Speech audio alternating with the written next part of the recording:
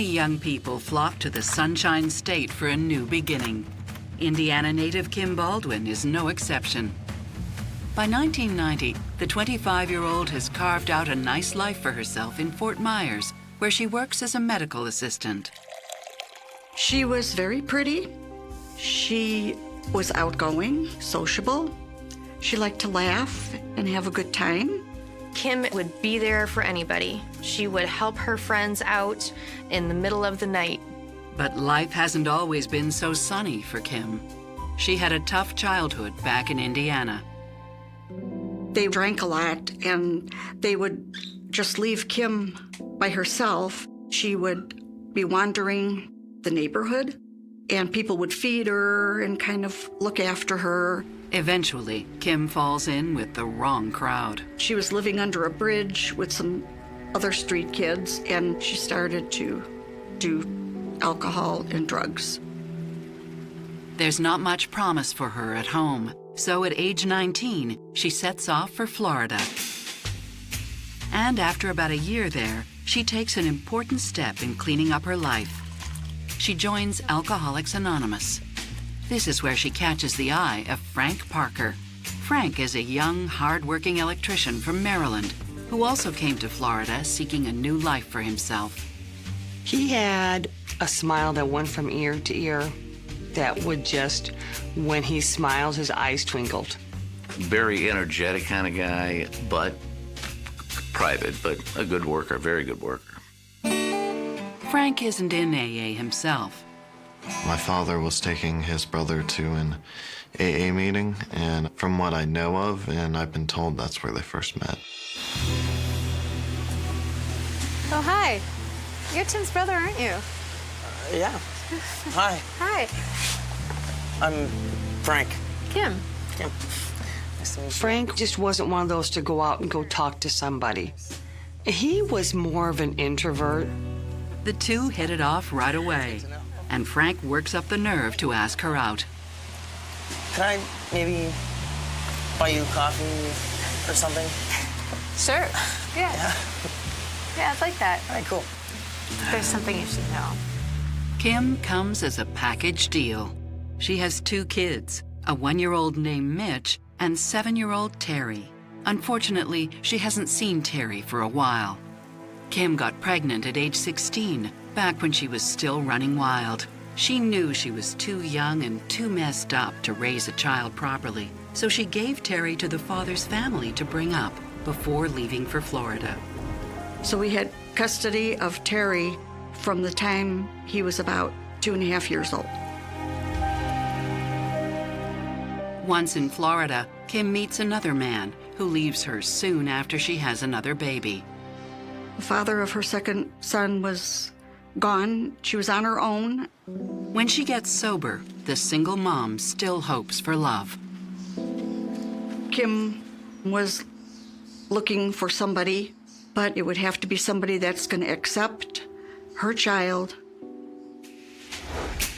Children are just fine with Frank. He loves kids and doesn't care about her past. He adored kids. He loved kids. Frank always wanted to be a father. They would laugh and have a good time with the kids. And I don't know, they were just happy together. They were happy. Wanna go again? At first, they seem like an unlikely pair, the shy loner and the extrovert.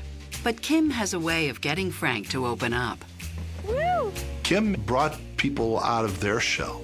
She would ask them stuff about themselves. She would listen to people. And this is how Kim discovers they have much in common, including a troubled childhood. Frank grew up with 3 other brothers and 2 sisters. It was a tumultuous relationship at his home. My understanding is his father was an alcoholic. Their bond grows deeper. Against all odds, they seem like the perfect fit. Life is good. The relationship progressed fairly quickly.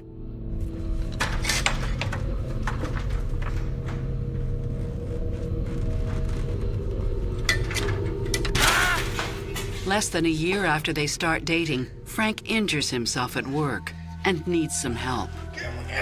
Kim immediately takes charge of the situation. Here's your iced tea. She insists he move in with her so that she can take care of him. To Frank and Kim, the next move is obvious. It was a small wedding, but it was nice. She just loved Frank so much. He was so great. He was good to Kim's son. And they were just a family, and they got along beautifully. Psychotherapist Stacy Kaiser and forensic psychologist Brian Russell see a strong couple, but one with potential problems. Kim and Frank have a lot going for them at this point. They both have a shared history of struggle, and so they're looking for some stability. And Frank is having some medical issues, and how perfect Kim is in the helping profession. Kim seems to have sort of thrived on instability in her life. Frank seems to have been quite stable, and we often see people who have thrived on instability be attracted initially to more stable people, but then for that attraction to wane fairly quickly as they become bored with the more stable person. It's always challenging when you are bringing children from another relationship into a new relationship. However, Frank seems like the perfect guy to fill those shoes. Frank wants to be a father. He seems to be willing to take Kim's son and treat him as his own. And so that could be a great situation for both him and Kim and her son. 2 years after tying the knot, Kim and Frank have their first child together, Graham. He was a very kind and caring father.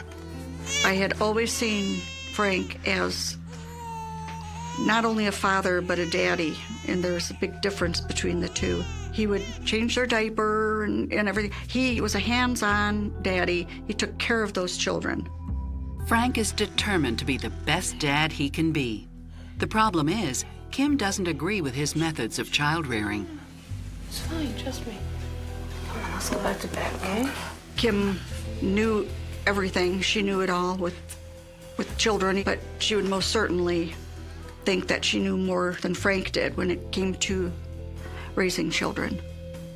Kim insists she has more experience at being a parent. Okay, you actually have to put some food inside the baby's mouth? I mean, it's happening. Okay, you know what? Let me do it. You do the dishes. For the first few months of Graham's life, Frank gives in to Kim.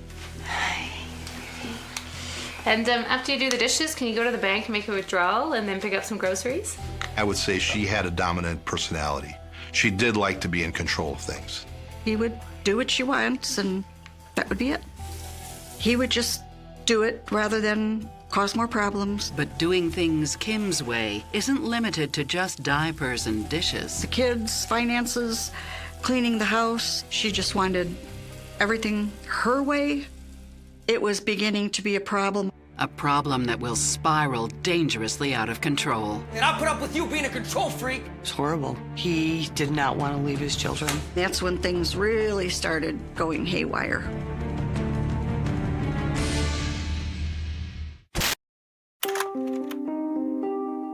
Three years after they meet, Frank and Kim Parker have a growing family and growing friction over how to care for their son, Graham. Frank! What? Don't get all worked up. We're just playing. Well, it's nap time. It's not nap time. I said it's nap time. What Frank once saw as assertiveness in Kim, he now sees as controlling. Just bickering type of thing of, you don't know what you're doing. That just would happen all the time, but that was Kim. Soon, arguments are a daily occurrence in the Parker home. Her patience would run out really quick. So what do you want to do tonight? We can get a sitter. I'm tired. The perfect fit is faltering. You're always tired. Kim and Frank were different probably because he worked hard, he worked long hours, and she was not that type of person. She wanted to go and do things. After months of frustration, Kim and Frank finally agree on something. This isn't working. I think we need a change. You can say that again.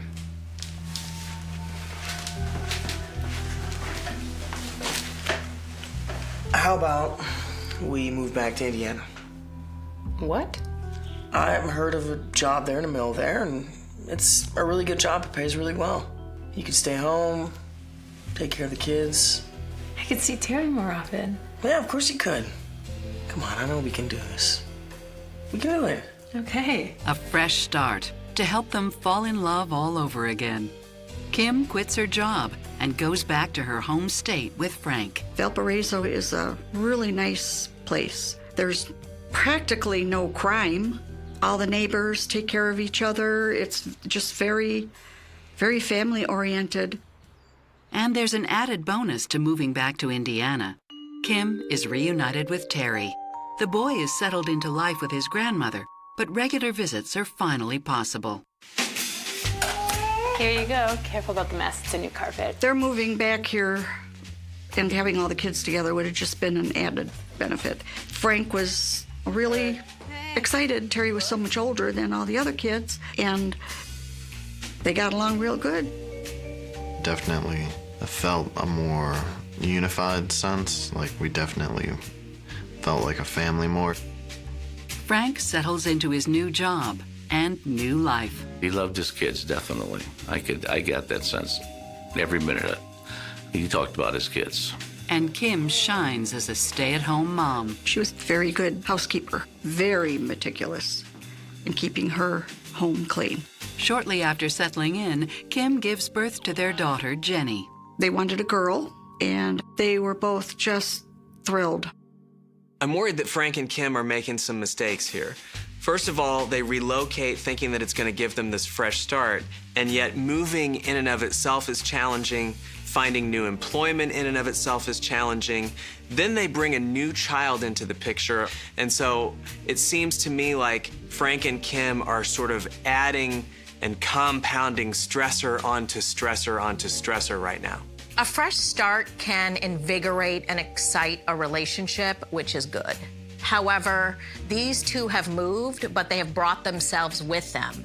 And because they haven't changed, those problems will begin to surface again. In a relationship, there are unspoken rules based on what has happened in the past.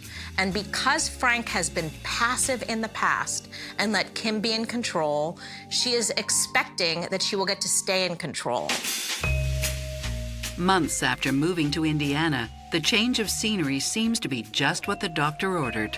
They looked just like a normal family to me. I just thought, this is working out. They're happy. But this second honeymoon doesn't last. They were trying to get things together and work at building a future together, and then unfortunately things had not worked out as planned. Now that Kim has the perfect house, she's determined to keep it that way. Oh, whoa, babe, come on your boots. I just washed the floor. Excuse me. She just wanted things organized a certain way. She liked the home well kept and clean. She would get very upset or angry about very minuscule things. You know what? And keep them outside. They're all dirty. All right. The same issues they had in Florida make an ugly return. She would just get to a point where she got bored. She wanted something different. She wanted to do something different, be with different people. Want to go out? We can get a sitter, see a movie. I mean, you know how hard my job is? No, I want to spend time with the kids. But we haven't done anything in ages. Kim had felt that she was being held down. It was getting very volatile really quick. You're a slob, a lazy slob. All you ever want to do is play guitar. So deal with it. Not put up with you being a control freak. Oh. Frank and Kim's fighting when the kids were in the home was not good. And that's when things really started going haywire. So sick of this crap! They would have arguments that would rise to the point of yelling, screaming, never to the point of anything physical. Even with all the fighting, Kim? Frank wants to make the marriage work. Frank was the kind of person that wanted to stick it out no matter what. He thought he could change somebody, and he really thought it would work. Let's talk about this. But Kim has other plans. Kim. And they don't include Frank. You could just see he was in anguish. I think he was obsessed with her. He was stalking us.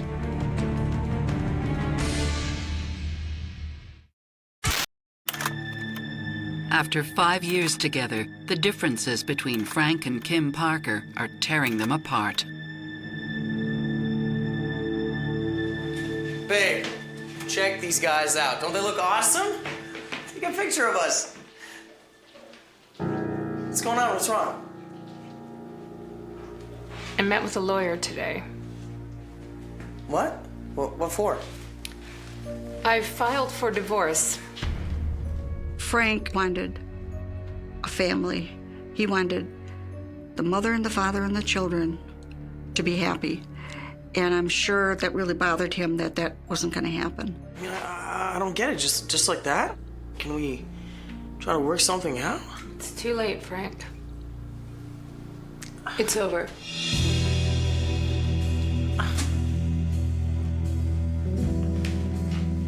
Frank agrees to move out and covers all of Kim's and the children's living expenses until the divorce is settled. It's horrible. Yeah, he did not want to leave his children. I think it's arguable that the divorce and separation will be harder on Frank because, in a sense, he's lost more. Frank was always a guy who was sort of more introverted. His world probably was more comprised of his wife and children, where now he's losing his wife, he's losing a lot of time with the children, where Kim has always seemed to be more extroverted, more social. She probably has an easier time building a social support system outside of her primary relationship. She's also got the kids with her more of the time. Kim and Frank weren't on the same page when they were together, and they're certainly not going to be on the same page while they're apart. And so part of what we're going to start to see is that power struggle of who is going to win and who's going to get their way. And yet they still have to co-parent 2 kids together. That is going to be a big challenge. The divorce is tough on both Frank and Kim. But Kim finds solace by talking out her problems with other divorcees. Kim was in a support group that was through her church. She met other women there. She also met her friend Donna there. Kim and Donna grow especially close. They would go shopping together. They would do a lot of things, sit and chit-chat about everyday life that you would do with your best friend. Donna eventually introduces Kim to Paul Thompson. Paul Thompson was Donna's boyfriend, and he hung around Donna. He was sort of the mascot for the women's support group. He would, move refrigerators. He would do literally some of the heavy lifting for some of these women who no longer had a husband or a boyfriend in their life. While Kim is surrounded by love and support, Frank is all alone, and he's not happy about it. Kim now has primary custody of their kids, Graham and Jenny, and Frank has limited visitation. His self-esteem was about as low as it could possibly be. The only joy Frank has left are his visits with the kids. They were his life. And if those children were not around, he seemed kind of down in the dumps. But once those children were around, he had this spark in his eye like his life had just begun. Mom! Can I go get him? Frank accuses Kim of cutting his visits short. Hello. Hey, you're an hour early. Well, I have things to do. Haven't these kids had a bath yet? You're early. I haven't had time. Okay. Come on, guys. Frank longs for more time with them, but Kim doesn't feel he's a good role model. He's such a slob. I don't want him anywhere near my kids. Like every time I come over, the place is such a disaster. Kimberly was alleging that Frank had a dirty house, that there were some hygiene issues, that the kids were dirty. Kimberly did not want Frank Parker to have any involvement in the lives of their children. But Frank isn't going to give up his children without a fight. He wants equal time with his kids. Frank wanted his children. He wanted his children to know that they had a dad that loved them and that he wanted to be involved in their lives. Because they're my kids, too. I mean, she's lying. Frank lawyers up. I don't care how much it costs. I'll find the money. Frank and Kim were getting along terribly during the custody battle. Yeah, oh, why the hell can't you be here on time? Be happy I let you see my kids at all. Yeah, why are you doing this to me? To them?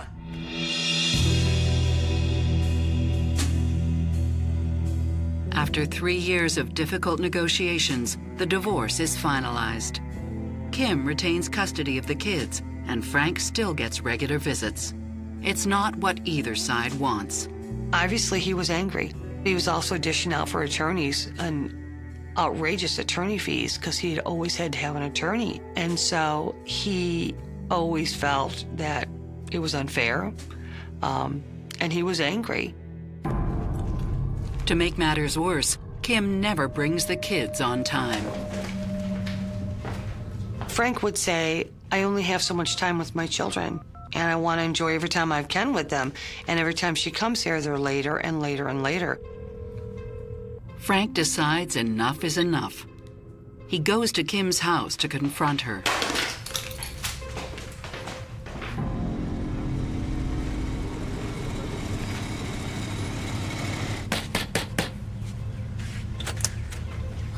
What the hell is going on? He was swearing at her and saying that she should have been there on time. I'm just running a little late. Yeah, you know what? I'm so sick of your crap. He immediately grabbed a hold of her arm. Hey, let go of me! And I stepped outside the door. Don't you touch her.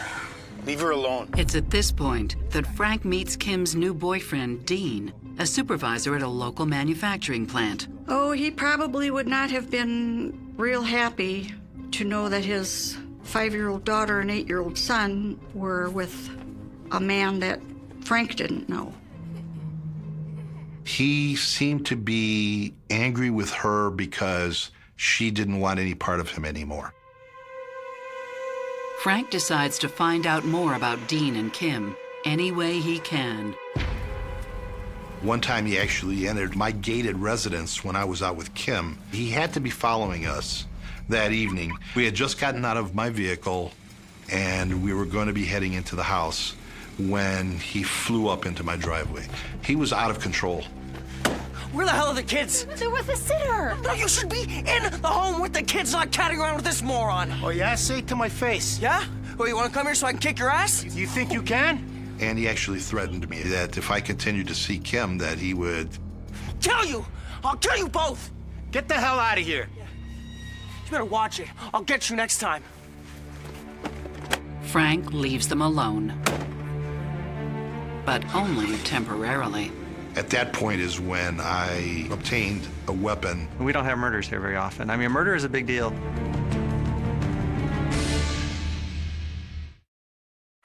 After Frank Parker discovers his ex-wife, Kim, has a new boyfriend, Dean, he follows them home and threatens them. Kim always thought Frank was moody. Now she's convinced he's dangerous, something she tells everyone who will listen. I'm terrified. Like, if Dean hadn't have been there, I think he might have tried to kill me. Now he's a monster. I swear to you, I do not feel safe with my kids with him. He's an absolute monster.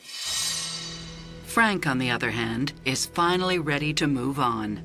After the incident with Dean, Frank meets Kathy Whitmer. They bond over the fact that she is also recently divorced from her ex-husband, Steve. But her experience wasn't nearly as bad. When I first met Frank, he was going through a hard time. My relationship with Frank progressed very quickly. It just clicked. We literally fed off each other, essentially. It was hot, it was steamy, it was fun, it was caring. You could just see he was gaining his self-esteem. He was feeling better about himself. When I found out he had a girlfriend, I was like, all right, you know, finally. Strangely, with the tables turned, Kim isn't happy. Not at all. She was jealous of Frank being with Kathy had destroyed her. She was going to get even. Kim's so jealous that she takes things into her own hands. Kim would pull a lot of stunts. Kim would start calling her at work, harassing her. Kathy, now you listen to me, okay? Watch it, bitch. Frank isn't what he seems. Listen to me. Save your breath. Stop calling me. Kim doesn't stop there. She calls Kathy's boss directly and starts telling stories about her. Hi, I'd like to talk to the head nurse, please. They were calling me to the office saying that she had been calling and reporting all kinds of things about me, just trying to get me in trouble. Kathy loses her job and blames Kim. I'd worked at that job for anywhere between 8 and 10 years. I was angry, and I felt that I had every right to be angry. Kim's harassment of Kathy doesn't stop with menacing phone calls. Kim had gone over to my ex-husband Steve's house to try to break us up. No, Steve. Steve would call me all upset because now he's worried about his own children. Look, I don't care. Just keep him away from my kids. Steve, it's Kim. She's just making things up. What? What's wrong? It's Kim. She contacted my ex and told him that you shouldn't be with the kids. God, calm down. Frank! Come on. Go in the car. Let's go.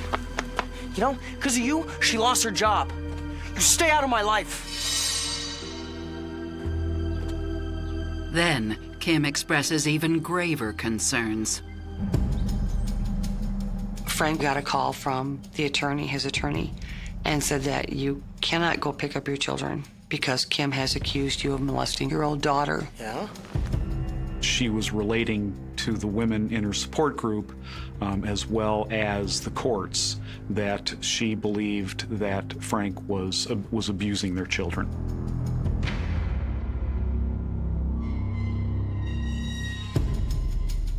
I'm afraid to leave him alone with the kids. He's been touching them. I could not believe it. I thought this can't be the Frank Parker I know. Oh my gosh. Frank is denied all visitation rights while the investigation takes place. An evaluator was appointed, and that evaluator was able to go through each of Kim and Frank's lives with a fine-tooth comb. It was crushing. It tore him up. Months go by. You could just see he was in anguish. You could see the stress he was under. You could see it. In the end, Frank is cleared. Kim's allegations are deemed to be totally false. There was never any evidence of any molesting. If she could convince people that Frank was harming their children, then she could get what she wanted, which would have been full custody. It was just another ploy to try to win custody of these children. Come on. Let's go.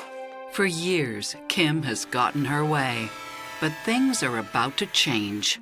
At that point, the custody evaluator had seen Kim's behavior, had heard about Kim's allegations, and by September of 2001, the custody evaluator had decided that Kim was not in a position to be the custodial parent of those two kids. The judge is so outraged by her false allegations and her other behavior that she loses custody of her children. She had gone from a situation where Frank was paying her a couple $100s a week as child support to now having no child support from Frank, and in fact, Kim owing him support. Oh, hi, Terry. Well, you know. Yeah, I don't get it. I mean, how could they do that? How could they take those kids away from their mother? Kim's life was ruined once Frank got custody of those children. Her life, as far as she's concerned, was over. I swear to God, Terry, this is not the way it's supposed to be working out at all. I hate him. I hate him. Kim is devastated and angry. Kim had decided that the system was wronging her. She deserved to have custody of those kids. All right. Frank finally has what he wants. Here we go. He was elated. He had fought so hard for his children, and he finally said, I finally won. Kim is allowed to visit with the kids, but only for 3 hours a week, under strict supervision, at a community-run center known as Family House. Those kids were her life. She loved those kids dearly, and it just set her over the edge. Kim goes completely scorched earth on Frank in their custody dispute when she does the most despicable thing that a custody litigant can do, which is to accuse the other litigant falsely of having abused their child. I think that's about the most hurtful, despicable allegation that could be made against any parent. And so it's deeply concerning, not only about the abusive effect on the kids, but also about the effect on Frank's psychological status to me. I am worried about Frank and his state of mind at this point. Even though he has gotten the kids and he feels like he's won, he may want to retaliate. It's a gray winter day when Frank drops off his kids for their weekly supervised visit with Kim.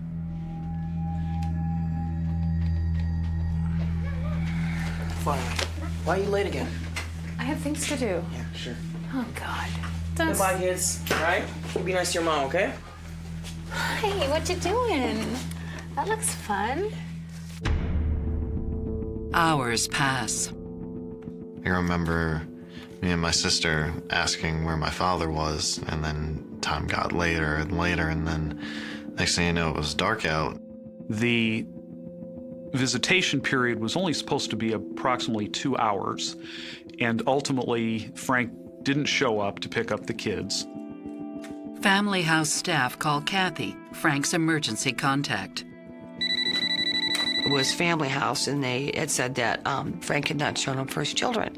And I said, are you sure? Because Frank was never late, and Frank lived for those children. I said, something is not right. And I started frantically calling. I'd call and hang up, call and hang up. And I do not know how many times I kept trying to call him saying, you know, you're worrying me. What's going on? You haven't picked up the kids. And I packed my kids into the car and I went over to his house. And so I went to turn the handle and the handle turned. So I opened up the door. And I remember thinking, something is not right.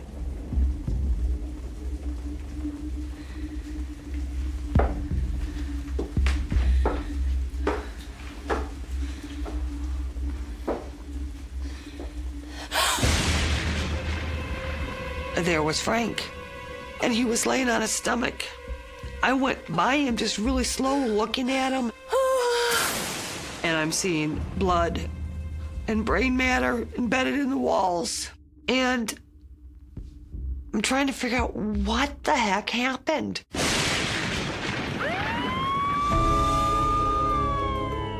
Police rushed to the scene. He was laying face down on the living room floor. There was a gunshot wound to his head. I also observed what appeared to be several puncture wounds, in his back, and also a brick just off to the side of his head. Frank Parker has been brutally murdered. I remember just feeling that the world basically was over. The police officer said, you know who could have done this? And I said, absolutely. It was probably Kim. But police quickly determine it couldn't have been her. This is Kim Baldwin. Yeah, hi. I'm sorry to report that Frank Parker, your ex-husband, was found murdered earlier today in his house. Oh my God, I don't understand. No, what do you mean he's dead? Kim Baldwin had an alibi. She was at the family house visiting her 2 children when the murder took place. If Kim didn't carry out this horrific act of violence, who did? Police explore all the other possibilities, and it turns out there are quite a few. You killed Frank Parker. They kept telling him over and over and over, you did this, we know you did it. The police were interested in see just how much animosity there was between Frank and Kathy's ex-husband.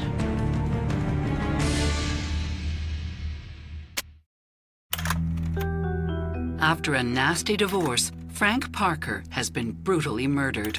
His ex-wife Kim has motive, but also an airtight alibi. It was just a process of elimination from the beginning, and just eliminating people as possible suspects. There are at least 3 people who have had conflicts with Frank. Steve, the ex-husband of Frank's girlfriend, Kathy. That was one lead that the police were interested in following up on to see just how much animosity there was between Frank and Kathy's ex-husband. Steve was at work all day and is never considered a serious suspect. Then there's Kim's boyfriend, Dean, who did have a serious run-in with Frank. I'll kill you both! Get the hell out of here! I think I was considered a person of interest was because I dated Kim for 4.5 years. And I think that had maybe a play in it. Like Steve, Dean has an alibi and no motive. He and Kim broke up about a year before Frank's murder. Then there's Terry, Kim's firstborn son, who's hauled into the station and questioned for hours. Terry was told by Kim that Frank was a bad person and abusive and all these types of things, and I think he supported his mother. Let's start over. You killed Frank Parker. I didn't kill him. But Terry didn't have anything to do with it. His alibi eventually checks out. Police let him go. Just 2 days into the investigation, police have hit a brick wall.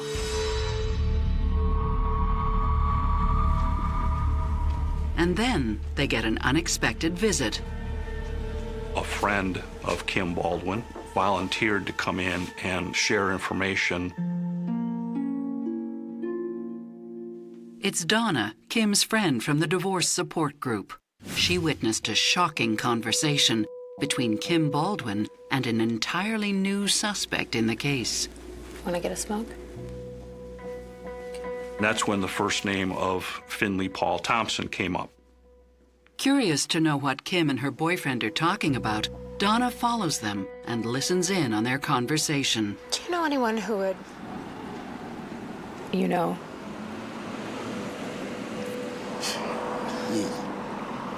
You can't just trust anyone with something like this. Yeah. What about you? Could you kill him?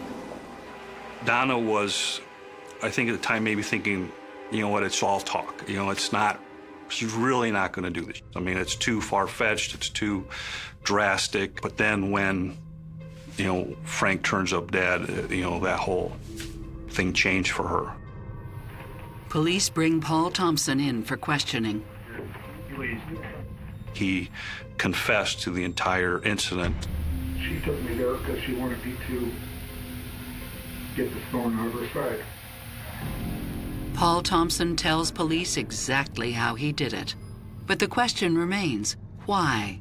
Why would he murder the ex-husband of a friend he knew only peripherally? I'm afraid to leave him alone with the kids. Kim was telling him that Frank was molesting the two children. That really made Paul angry because Paul indicated that he had been a victim of abuse as a child. I'll pay you. I'll pay you. She was going to pay Paul Thompson $10,000 to kill Frank. By having Frank killed, Kim was going to be able to get her children back. Why are you late again? I have things to do. Yeah, sure. On the day of her supervised visit, Kim puts her plan into motion. She knew Frank wouldn't be there. She also knew that Frank didn't lock his back door.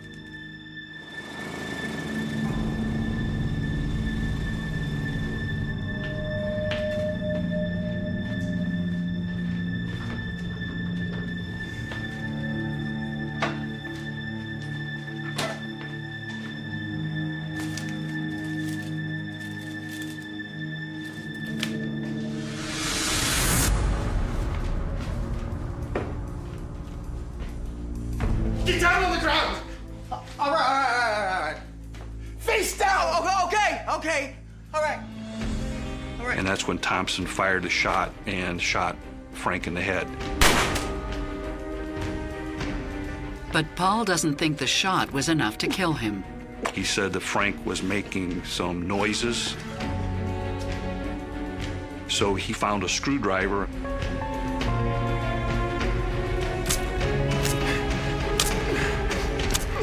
And stabbed Frank 6 times in the back. He then went out the back door and he grabbed one of the bricks and threw the brick at Frank's head.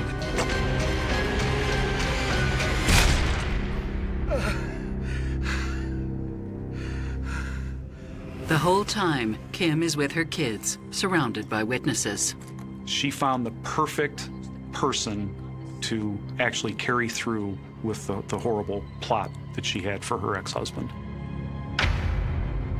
He's been touching them. Who knows what else he might do? She was very manipulative and just pretty cold-hearted individual. She would stop at nothing to pretty much get what she wanted. Kim is a sociopath because she doesn't care about anybody else. I called Kim Picasso because she was so twisted and distorted. You never quite knew what she was gonna do. It ultimately looks like Kim wanted to win more than anything else.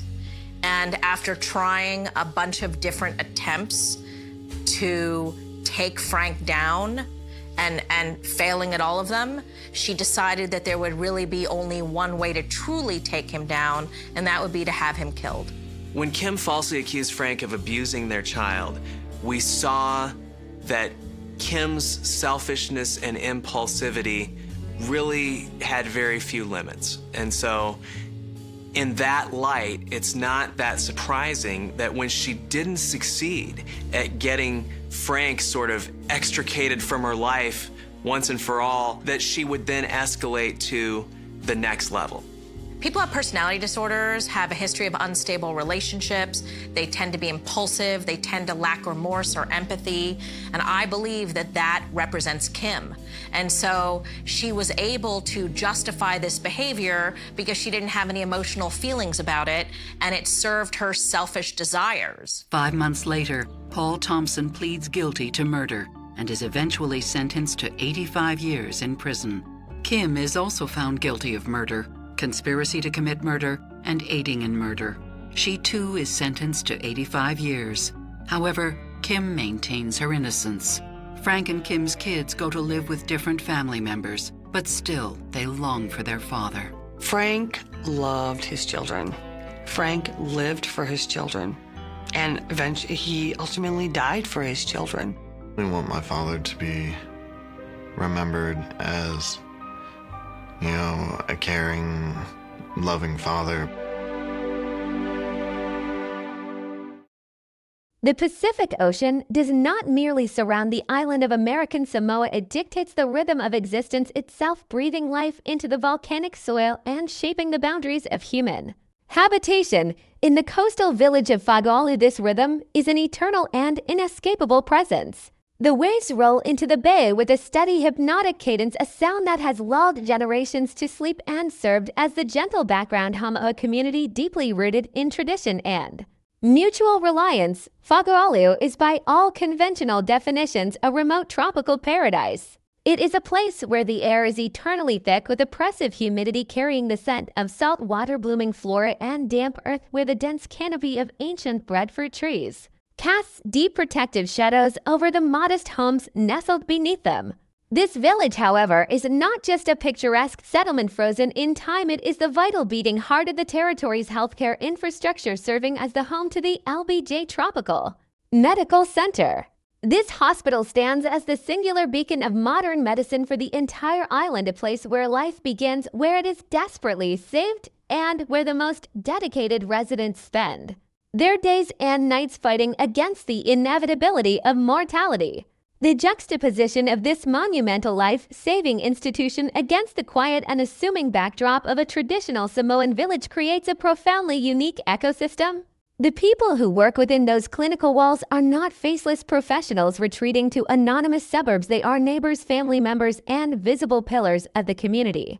In a place this geographically small, isolation from the outside world is a physical reality, but internal community is an absolute certainty. The modern concept of urban anonymity simply does not exist here. The village breeds together its residents intrinsically linked by physical proximity, shared heritage, and generations of intertwined histories. If a neighbor drops a heavy metal pot on their kitchen floor, the clatter carries easily through the warm, damp air. If a stray dog barks at a sudden rustling in the dense underbrush, the entire street subconsciously takes notice. It is an environment where secrets struggle to survive in the bright light of the tropical day and where darkness usually brings a comforting communal and deeply trusted silence. Yet it was precisely within this suffocating silence under the heavy, oppressive, and dark shadows of the towering breadfruit trees that a profound and unspeakable violation of this sanctuary occurred. We are drawn inevitably into the thick, suffocating humidity of a late evening in the year 2021. The village had gradually settled into its familiar nocturnal quietude. The hospital, located just a short distance away, continued its ceaseless mechanical hum of fluorescent lights, the beeping of monitors, and urgent whispered conversations of the night staff. But the surrounding residential area of Fagolu had completely surrendered to the deep night. The towering breadfruit trees with their massive lobed leaves formed a dense, almost impenetrable ceiling, blocking out the ambient moonlight and pooling heavy darkness around the small wooden houses. This specific location was an isolated pocket within the village, a dwelling set slightly apart from the main thoroughfares, cloaked and obscured by the natural lush vegetation. It was an environment perfectly designed for peaceful seclusion, a quiet sanctuary for someone desperately seeking rest and recuperation after enduring the grueling physical and emotional demands of the medical profession. But on this specific night, that highly sought-after seclusion transformed into a terrifying trap. The tropical atmosphere, thick and yielding and heavy with moisture, ceased to be a comforting embrace and became a silent accomplice to horror. The rhythmic sound of the waves crashing against the shores of Fagolu Bay, a sound usually synonymous with ultimate tranquility, was about to stand in stark, grotesque contrast to the panicked, heavy breathing, the desperate struggles, and the violent impacts occurring just out of sight within the wooden walls. We must confront a scene that shatters the fundamental illusions of safety and trust in this close-knit island paradise. Imagine the pristine, stark white of a veteran nurse's uniform. That garment is a universal, globally recognized symbol of care, of professional healing, of a solemn, unspoken oath to preserve human life at all costs. It represents countless hours of profound exhaustion, standing on aching feet to diligently monitor vital signs, carefully administer life-saving medicine, and offer a comforting, reassuring hand to the terrified, the sick, and the dying. The person wearing that white uniform commands a silent, inherent respect and automatic acknowledgement from the community of their immense sacrifice for the greater good. Now imagine that exact same pristine white fabric violently, irreversibly desecrated. The imagery is not merely sad or tragic, it is a visceral visual representation of absolute fundamental betrayal. The violent destruction of this symbol perfectly mirrors the sudden violent destruction of the village's historic peace. The violence inflicted upon this veteran nurse was not a momentary fleeting lapse of reason or a swift tragic accident that ended quickly. The terrifying evidence left behind in that secluded home painted a very clear, very different picture of profound, unrelenting brutality, an expression of extreme emotional disturbance and completely unhinged rage. It was an attack characterized by an excessive, overwhelming amount of force, a terrifying overkill that defied the basic logic of a simple burglary gone wrong or a random unfortunate encounter. The sheer overwhelming volume of trauma inflicted upon the victim spoke loudly to an intense, deeply personal fixation, a chilling, terrifying dedication to causing maximum physical destruction to a single, specific human life. The aftermath of this horrific violence left a dark, permanent stain not just on the wooden floors and the walls of that secluded home, but on the collective psychological psyche of the entire island territory.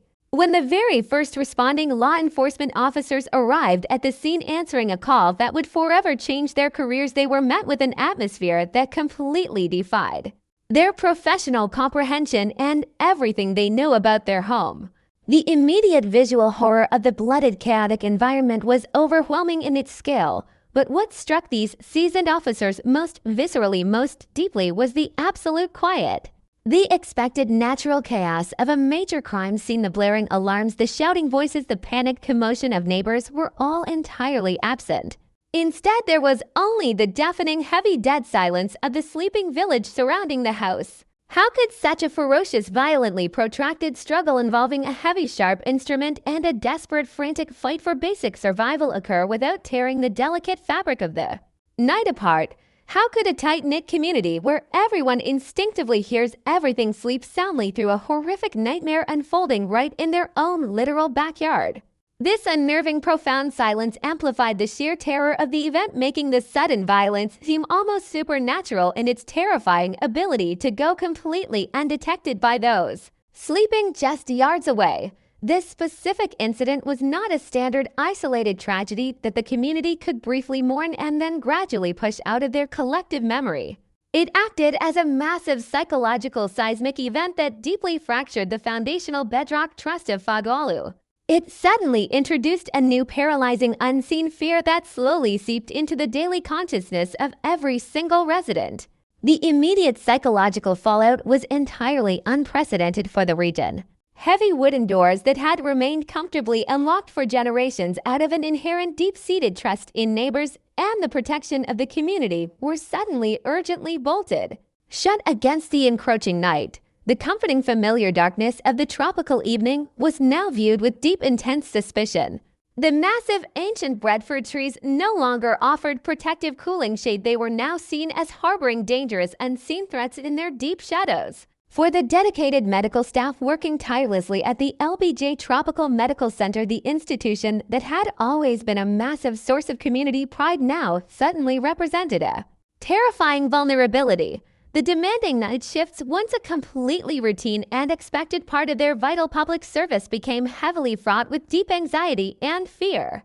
The simple, mundane act of walking home after a long shift of saving lives now required the physical protection of escorts and heightened vigilance. The terror was not an abstract concept discussed on the news. It was a tangible, heavy presence that walked the dark streets with them every single night.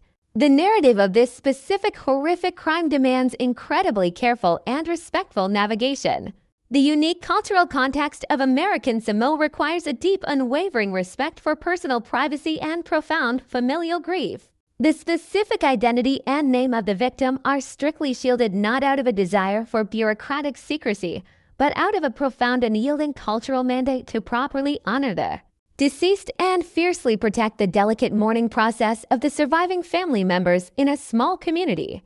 Therefore, the focus of our examination must remain steadfastly strictly on the terrifying mechanics of the tragedy itself, the unique environmental factors that allowed it to happen in silence, and the massive psychological ripples it sent crashing through the entire community. We are not examining a heavily sensationalized piece of fiction. We are looking directly at the stark, horrifying reality of a violent, deadly intrusion into a sacred personal space. The profound extreme juxtaposition is the absolute core of this entire tragedy. The deeply noble life-preserving mission of the hospital stands directly against the dark, life-destroying intent of the hidden intruder. The serene, constant, rhythmic beauty of the Pacific Ocean stands directly against the frantic, desperate, terrified struggle for breath in the dark confines of the house. The pristine, unblemished, white uniform stands directly against the devastating, bloody visual reality of a chaotic crime scene.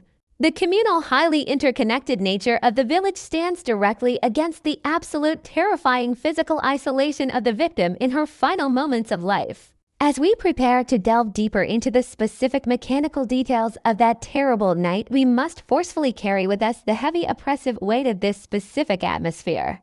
The thick, suffocating, humid air, the pervasive dark shadows, the deceptive, deadly silence, and the deep-seated permanent trauma inflicted upon a beautiful place that had previously only known the quiet, mundane struggles of daily tropical life and the noble professional battles fought within the brightly lit walls of its hospital. This is fundamentally a story about the terrifying fragility of safety and the dark, horrifying reality that even in the most tightly knit, heavily sun-drenched corners of the world, darkness can absolutely find a way to manifest itself with catastrophic and deadly precision, leaving a community forever changed and constantly looking over their shoulders into the shadows. To fully grasp the sheer magnitude of the tragedy that befell the small coastal village of Fagwalu, one must first deeply understand the extraordinary and irreplaceable role occupied by a veteran medical professional within the geographically and socially confined environment of American Samoa, where the LBJ Tropical Medical Center stands as the absolute and solitary pillar of advanced healthcare for the entire territorial population.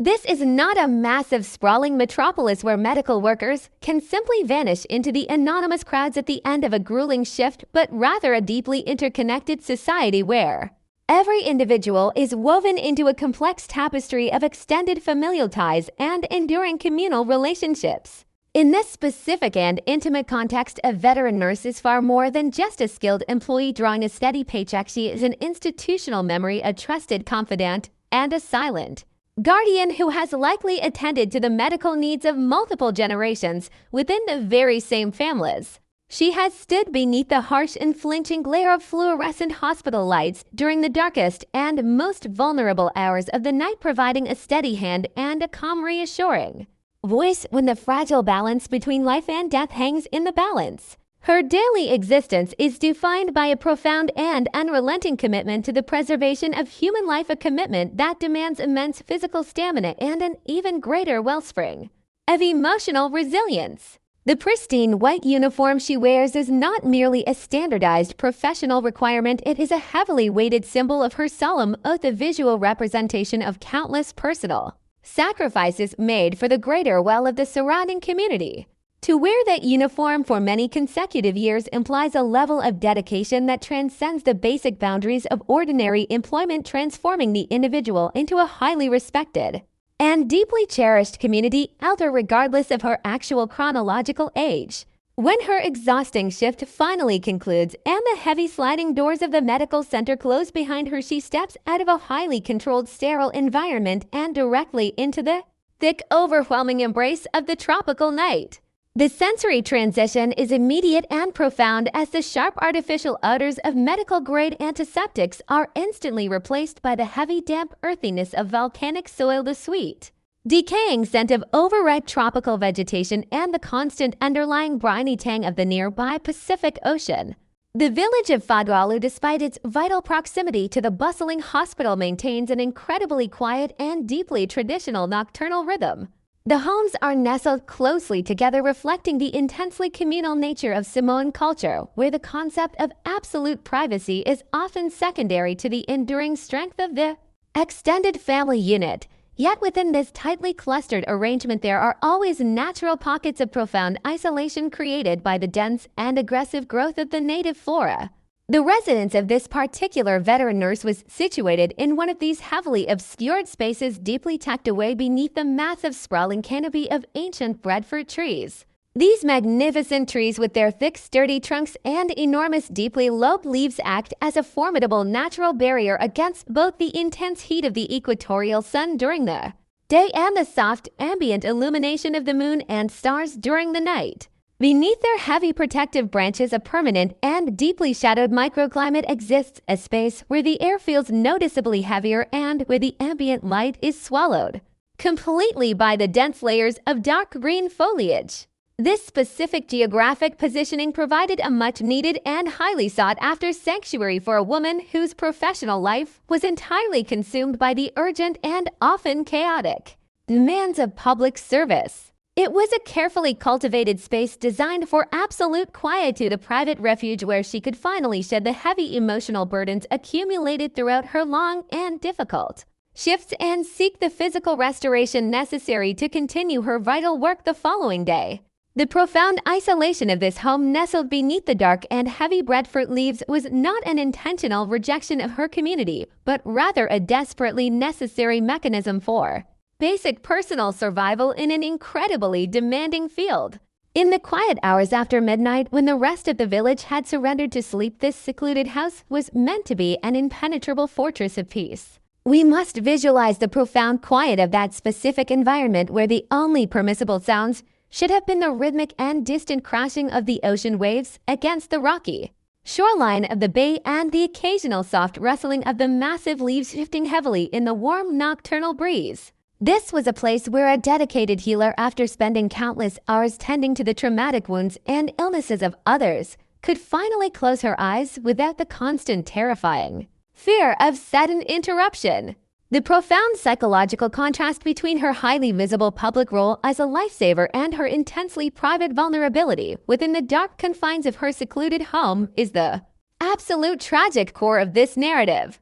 She was a woman who navigated the constant intense pressure of emergency medical situations with practiced calm and steady authority, completely accustomed to being the strongest and most capable person in any room when crisis inevitably struck.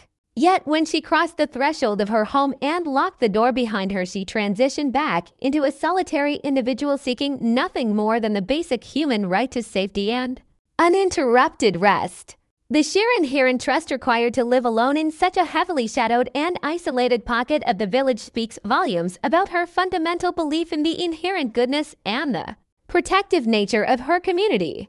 In a place where everyone knows everyone, the idea of a violent intrusion into the home of a respected medical elder was not merely unlikely, it was culturally entirely unthinkable.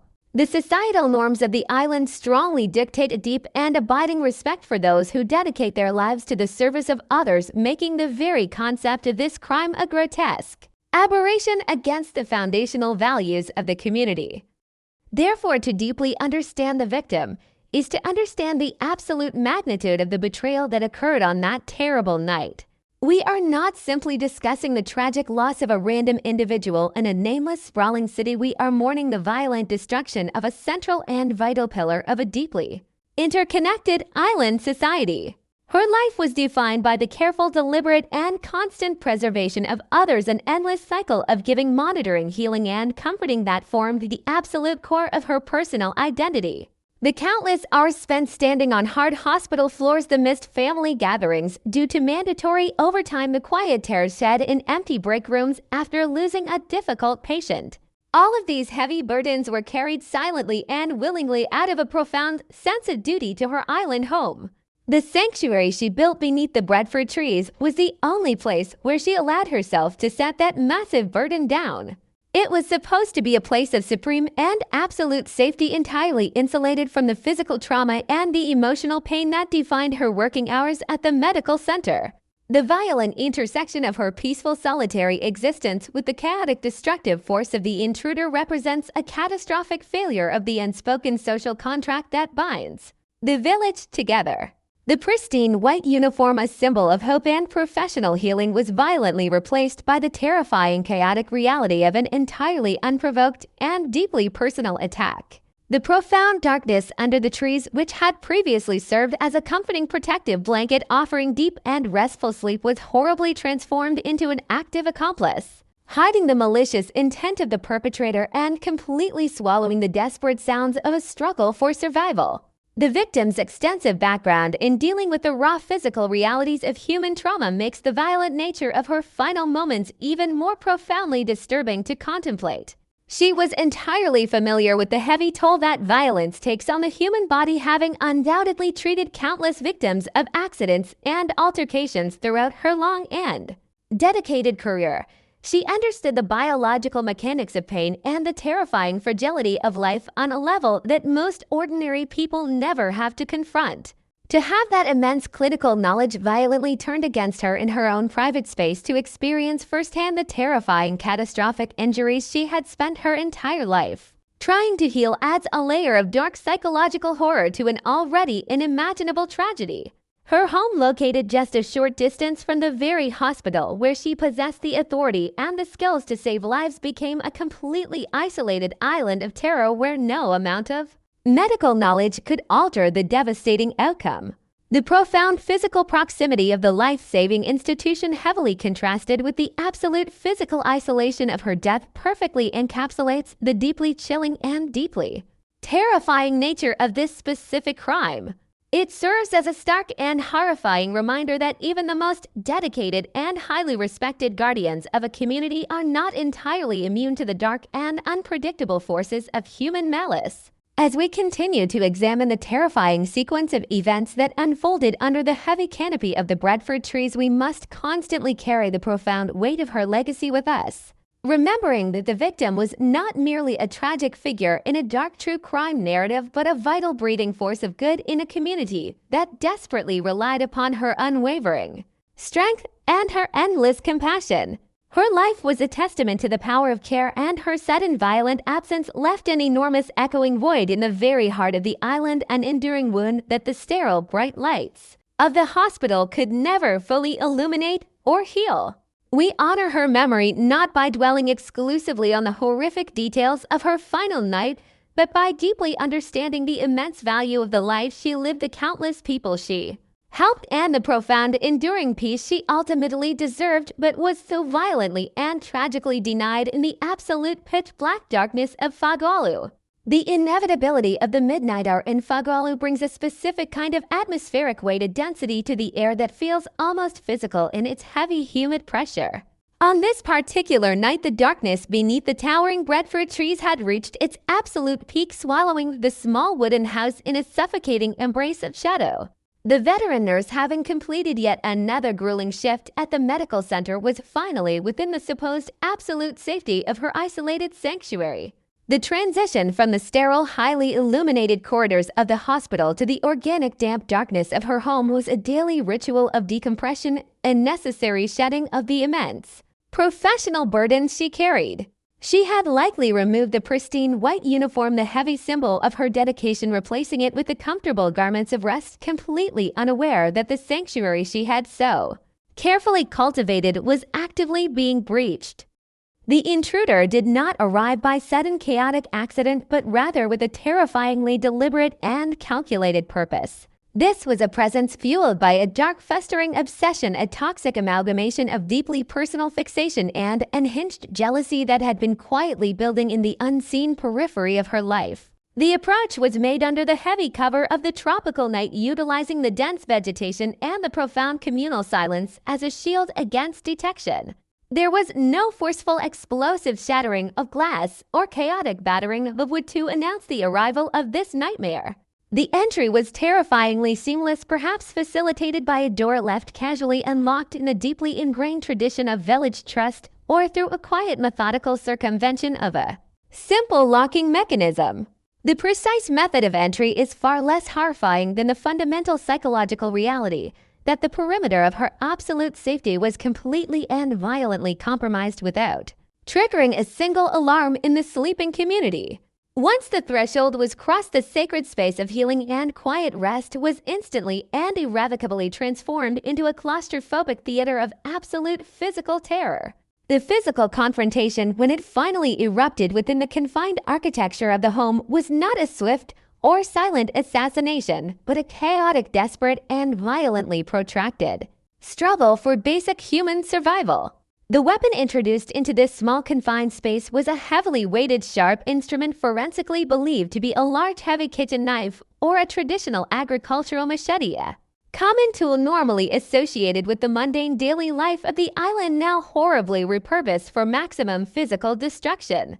The initial strike undoubtedly shattered the fragile quiet of the room, but the true horror lay in the terrifying duration and the sheer overwhelming ferocity of the brutal attack that immediately followed. The forensic evidence left behind in the dark aftermath painted a painfully clear and completely devastating visual picture of a woman fighting with every ounce of her remaining physical strength against an unstoppable and overwhelming force. The blood evidence did not indicate a single static moment of localized violence, but rather a frantic, terrifying movement throughout the limited space of the home. Cast-off blood stains across the wooden floors and heavy arterial smears along the painted walls meticulously mapped out a desperate, frantic retreat, a horrifying dance of survival against an attacker who was completely consumed by a blind and yielding rage.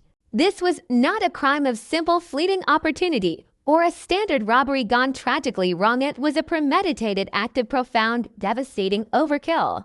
The sheer number of deep puncture wounds and heavy lacerations inflicted upon the victim went far beyond what was strictly mechanically necessary to end a human life, speaking volumes about the deeply disturbed psychological state of the perpetrator.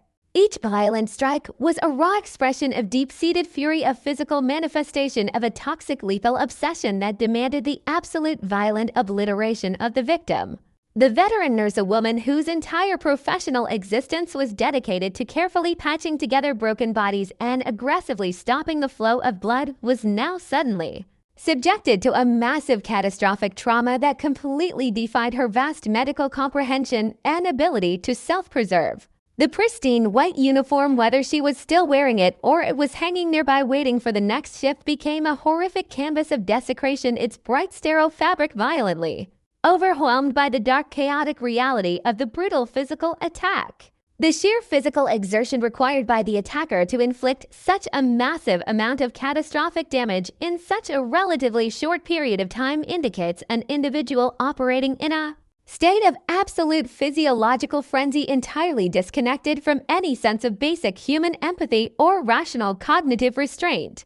Yet the most profoundly, deeply disturbing aspect of this entire horrific event, the specific chilling detail that continues to haunt the collective memory and psychological security of the island territory, is the terrifying absolute silence that completely surrounded the extreme violence. Fagwalu is a deeply traditional community where the physical residential structures are built closely together, where the warm night air easily carries the slightest mundane sounds of domestic life across the entire village. How could a violent physical struggle of such massive proportions, a frantic, desperate fight for life involving a heavy swinging blade and the terrified physical resistance of the victim, occur without alerting a single sleeping neighbor? The heavy, oppressive humidity of the tropical night seemed to act as a thick, suffocating acoustic blanket, absorbing the desperate sounds of the life and death struggle and completely preventing them from reaching the outside world. The massive, deeply lobed leaves of the ancient breadfruit trees, which had for so long provided a comforting protective shade over the property, now seemed to actively conspire with the malicious attacker, trapping the horror within the dark, isolated confines of the house. The deep silence of the village was not a comforting sign of communal peace, but a terrifying demonstration of how easily the most profound and devastating human violence can be completely swallowed by the indifferent natural environment. The attacker, moving with a terrifying dark purpose, was able to meticulously execute this horrific overkill and simply slip back out into the heavy shadows, leaving behind a scene of absolute, unimaginable carnage without triggering a single waking voice or curious glance from the surrounding homes. The extreme level of applied violence points directly to a deeply personal motive, a terrifying hidden intimacy between the killer and the victim that made the attack not just a brutal physical assault, but a profound psychological violation of her entire existence. The intruder undoubtedly knew her daily routine, knew the specific isolated location of her home, and clearly understood exactly when she would be most physically exhausted and emotionally vulnerable after a long, demanding shift at the medical center. This calculated, terrifying, predatory behavior heavily elevates the crime from a random, unfortunate act of violence to a highly organized, lethal execution driven by a dark personal fixation and deep-seated resentment. The frantic, desperate physical struggle within the house was a horrific, literal clash between the ultimate force of professional healing and the absolute embodiment of destructive malice. The victim, utilizing the exact same hands that had carefully administered life-saving medications and provided gentle physical comfort to the dying, was desperately forced to raise them in a futile defensive attempt to ward off the heavy, swinging steel blade. The spatial dynamics of the small wooden house meant there was absolutely nowhere to hide, no viable avenue of escape from the relentless, overwhelming fury of the armed attacker. The physical environment itself quickly became a deadly claustrophobic trap, the familiar everyday furniture and narrow domestic hallways rapidly transforming into lethal obstacles in a terrifying physical fight for basic survival. The sheer massive volume of blood cast across the interior surfaces of the home was a horrific physical testament to the victim's strong, unyielding will to live, a desperate bodily refusal to simply surrender to the violent darkness that had invaded her private sanctuary. It is profoundly and deeply heartbreaking to deeply consider the agonizing, terrifying realization that must have washed over her cognitive mind in those final, desperate, bloody moments, the sudden, horrifying understanding that the tight-knit community she had served so faithfully, the village that she trusted implicitly with her safety, was sleeping soundly just mere yards away, completely and entirely unaware of the gruesome nightmare actively unfolding in their immediate midst. The absolute physical isolation, heavily combined with the catastrophic, overwhelming trauma inflicted by the heavy-bladed weapon, created an enclosed environment of pure, unadulterated human terror. When the frantic, desperate movement finally ceased and the heavy blade fell for the absolute final time, the violated house was violently plunged back into an eerie, deafening, and heavy silence. The attacker, having completely exhausted their dark and hinged physical fury, quietly retreated back into the heavy protective shadows of the tropical night, leaving the completely desecrated sanctuary behind without a single trace of their identity immediately visible. The immediate physical aftermath was a scene of such profound and overwhelming visceral horror that it would eventually permanently scar the minds and careers of the seasoned law enforcement officers specifically tasked with unraveling the chaotic aftermath of the violence. But for those remaining long hours of thick darkness before the terrifying grim discovery which finally made the house that entirely silent, holding its dark, horrific, bloody secrets safely beneath the massive ancient breadfruit trees. The steady, hypnotic rhythm of the Pacific Ocean waves continued to crash against the rocky shores of the bay, a completely indifferent natural soundtrack to the massive human tragedy that had just permanently and irrevocably altered the social fabric of the island. The pristine white medical uniform, now heavily stained and violently ruined, lay as a silent, devastating visual witness to the ultimate community betrayal. The absolute complete failure of the communal social safety net, the terrifying stark reality that such an overwhelming act of pure malice could be successfully executed in complete, undetected silence is the chilling, deeply disturbing core of this specific traumatic incident. It is a stark, terrifying reminder that the invisible boundaries between absolute safety and profound catastrophic danger are horrifyingly fragile, and that even the most dedicated and fiercely protected individuals within a society can be violently consumed by the unseen shadows deliberately lurking just beyond the perimeter of the streetlights. The stark physical reality of the attack, the heavy sharp weapon, the massive catastrophic physical injuries, the desperate bloody moving struggle all serve to completely demystify the romanticized global notions of peaceful island life, heavily exposing a dark, terrifying underbelly of human emotion entirely capable of inflicting unimaginable pain and physical destruction. The meticulous, calculated, predatory approach of the killer, directly combined with the absolute unhinged fury of the actual physical execution, creates a terrifying, deeply unsettling psychological portrait of a predator smoothly operating within a deeply trusted and highly interconnected society. The tragedy is exponentially heavily amplified by the victim's profound, lifelong professional dedication to preserving human life, making the violent, sudden, and completely brutal termination of her own physical existence a grotesque and entirely unforgivable aberration of natural justice. As the long, heavy night finally began to slowly give way to the creeping gray light of the tropical dawn, the absolute profound silence of the Fagolu village remained entirely undisturbed, completely unaware that its fundamental, deeply held collective innocence had been violently and permanently slaughtered in the dark, heavily shadowed heart of the community. The forensic pathology that would later document this horrific event would be forced to clinically catalog a level of physical destruction that defies simple categorization. Every single puncture wound, every deep laceration across the victim's body served as a grim, terrible ledger of the attacker's bottomless resentment. The sheer kinetic energy required to drive a heavy blade through human tissue repeatedly until absolute physical exhaustion sets in suggests a deeply terrifying form of intimate hatred. Rage that is not simply satisfied with causing death, but is actively obsessed with the total annihilation of the individual's physical form. This was a systematic, violent dismantling of a human being conducted in the terrifyingly quiet vacuum of a sleeping village. The heavy, thick tropical air that usually carried the sweet scent of plumeria and the comforting sounds of nocturnal insects was instead heavily saturated with the sharp metallic copper scent of freshly spilled blood, a profound olfactory shift that completely underscored the grotesque and naturalness of the event. The small, modest dimensions of the wooden house meant that the brutal violence was contained entirely within a suffocatingly tight perimeter, magnifying the intensity of the struggle and guaranteeing that the victim was forced into a horrifyingly close physical proximity with their murderer throughout the entire agonizing ordeal. The absolute terrifying intimacy of this close quarters combat heavily contrasts with the pristine, sterile environment of the hospital where the victim usually exercised her profound authority over life and death. In this dark, isolated domestic space, that vital authority was completely, violently stripped away, leaving only raw, desperate vulnerability in the face of an unstoppable, monstrous intent.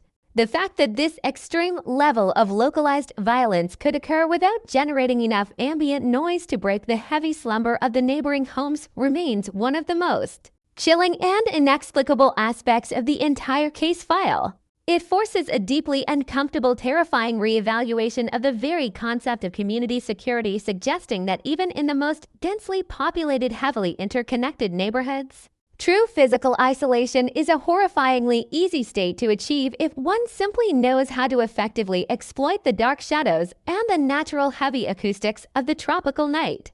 The legacy of this single violently destructive incident would not simply be the tragic loss of a highly respected medical professional, but the permanent, terrifying installation of a deep, pervasive paranoia within a society that had previously defined itself by its absolute mutual trust and open doors. The terrifyingly silent, unseen execution of this brutal overkill permanently shattered the illusion that the village was an impenetrable fortress of communal safety, proving with devastating, bloody finality that true darkness requires no loud announcement to violently, completely destroy a life. The transition from the heavy tropical night to the harsh, unforgiving light of the morning brought an end to the horrific silence that had blanketed the village of Fadalu, but it simultaneously marked the terrifying beginning of a profound psychological ordeal for the local law enforcement agencies explicitly tasked with confronting the absolute brutality of the crime scene. When the initial frantic distress call finally pierced the quiet, mundane routine of the local police dispatch, it immediately initiated a rapid, urgent deployment of officers who were entirely unaccustomed to encountering such a staggering, overwhelming volume of physical violence within their deeply traditional and historically peaceful jurisdiction.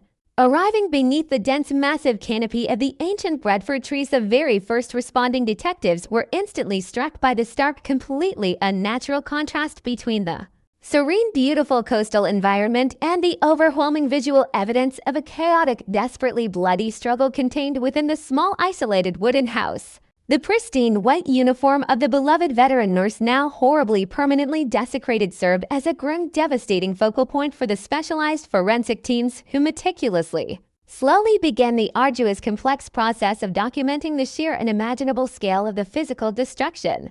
Every single individual drop of blood, every heavily displaced piece of domestic furniture, and every deep, violent gouge in the wooden floorboards had to be carefully, meticulously photographed, precisely measured, and exhaustively analyzed in a desperate clinical attempt to accurately reconstruct the terrifying, chaotic physical movements of the final desperate struggle for survival. The local island authorities, who were heavily historically reliant on the close-knit nature of their community for naturally maintaining general social order, were now suddenly violently forced to heavily rely on cold empirical forensic science to deeply understand an act of pure unhinged human malice that completely definitively defied all local cultural norms and deeply held communal expectations. The sheer catastrophic number of deep puncture wounds and heavy brutal lacerations inflicted upon the victim immediately powerfully dictated the entire specific trajectory of the criminal investigation right from the very first hour. This was definitively, absolutely not a random, opportunistic burglary gone tragically, terribly wrong, nor was it a fleeting, spontaneous crime of sudden, desperate economic opportunity. The seasoned investigators standing amidst the overwhelming, bloody aftermath of the violent, extreme overkill immediately clearly recognized the unmistakable, deeply disturbing behavioral signatures of an intensely personal, unhinged psychological rage. The catastrophic, immense physical trauma clearly communicated a dark, terrifying, irrefutable narrative of a perpetrator who was not merely trying to silently eliminate a potential witness, but was completely, entirely consumed by an obsessive, dark need to systematically, physically obliterate the victim's entire physical existence. This critical foundational realization heavily, immediately shifted the intense focus of the entire police department away from transient, unfamiliar criminals or opportunistic local thieves, and directed the intense investigative spotlight directly toward the inner familiar social circles of the victim and the tightly woven, highly interconnected fabric of the island village itself.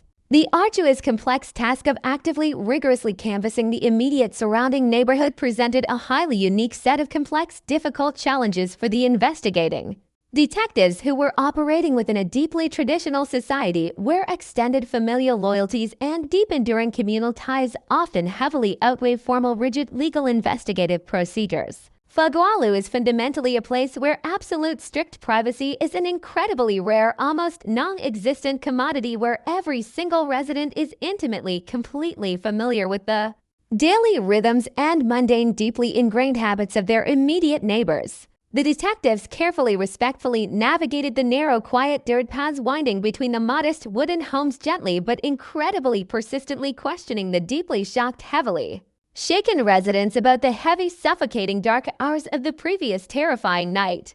The initial communal responses were heavily characterized by a profound, deep collective shock and a terrifying, pervasive psychological denial, as the tight-knit community desperately, heavily struggled to logically comprehend exactly how such a massive, violent physical struggle could have possibly occurred in absolute, complete, undetected silence. The thick, oppressive, stifling humidity of the tropical island environment and the heavy, dense natural acoustics of the surrounding lush vegetation had seemingly successfully swallowed the desperate, terrified pleas for help, completely muffling the horrific sounds of the attack. However, the keen, deeply ingrained observational skills of the native villagers could not be entirely, completely suppressed by the collective trauma of the horrific event.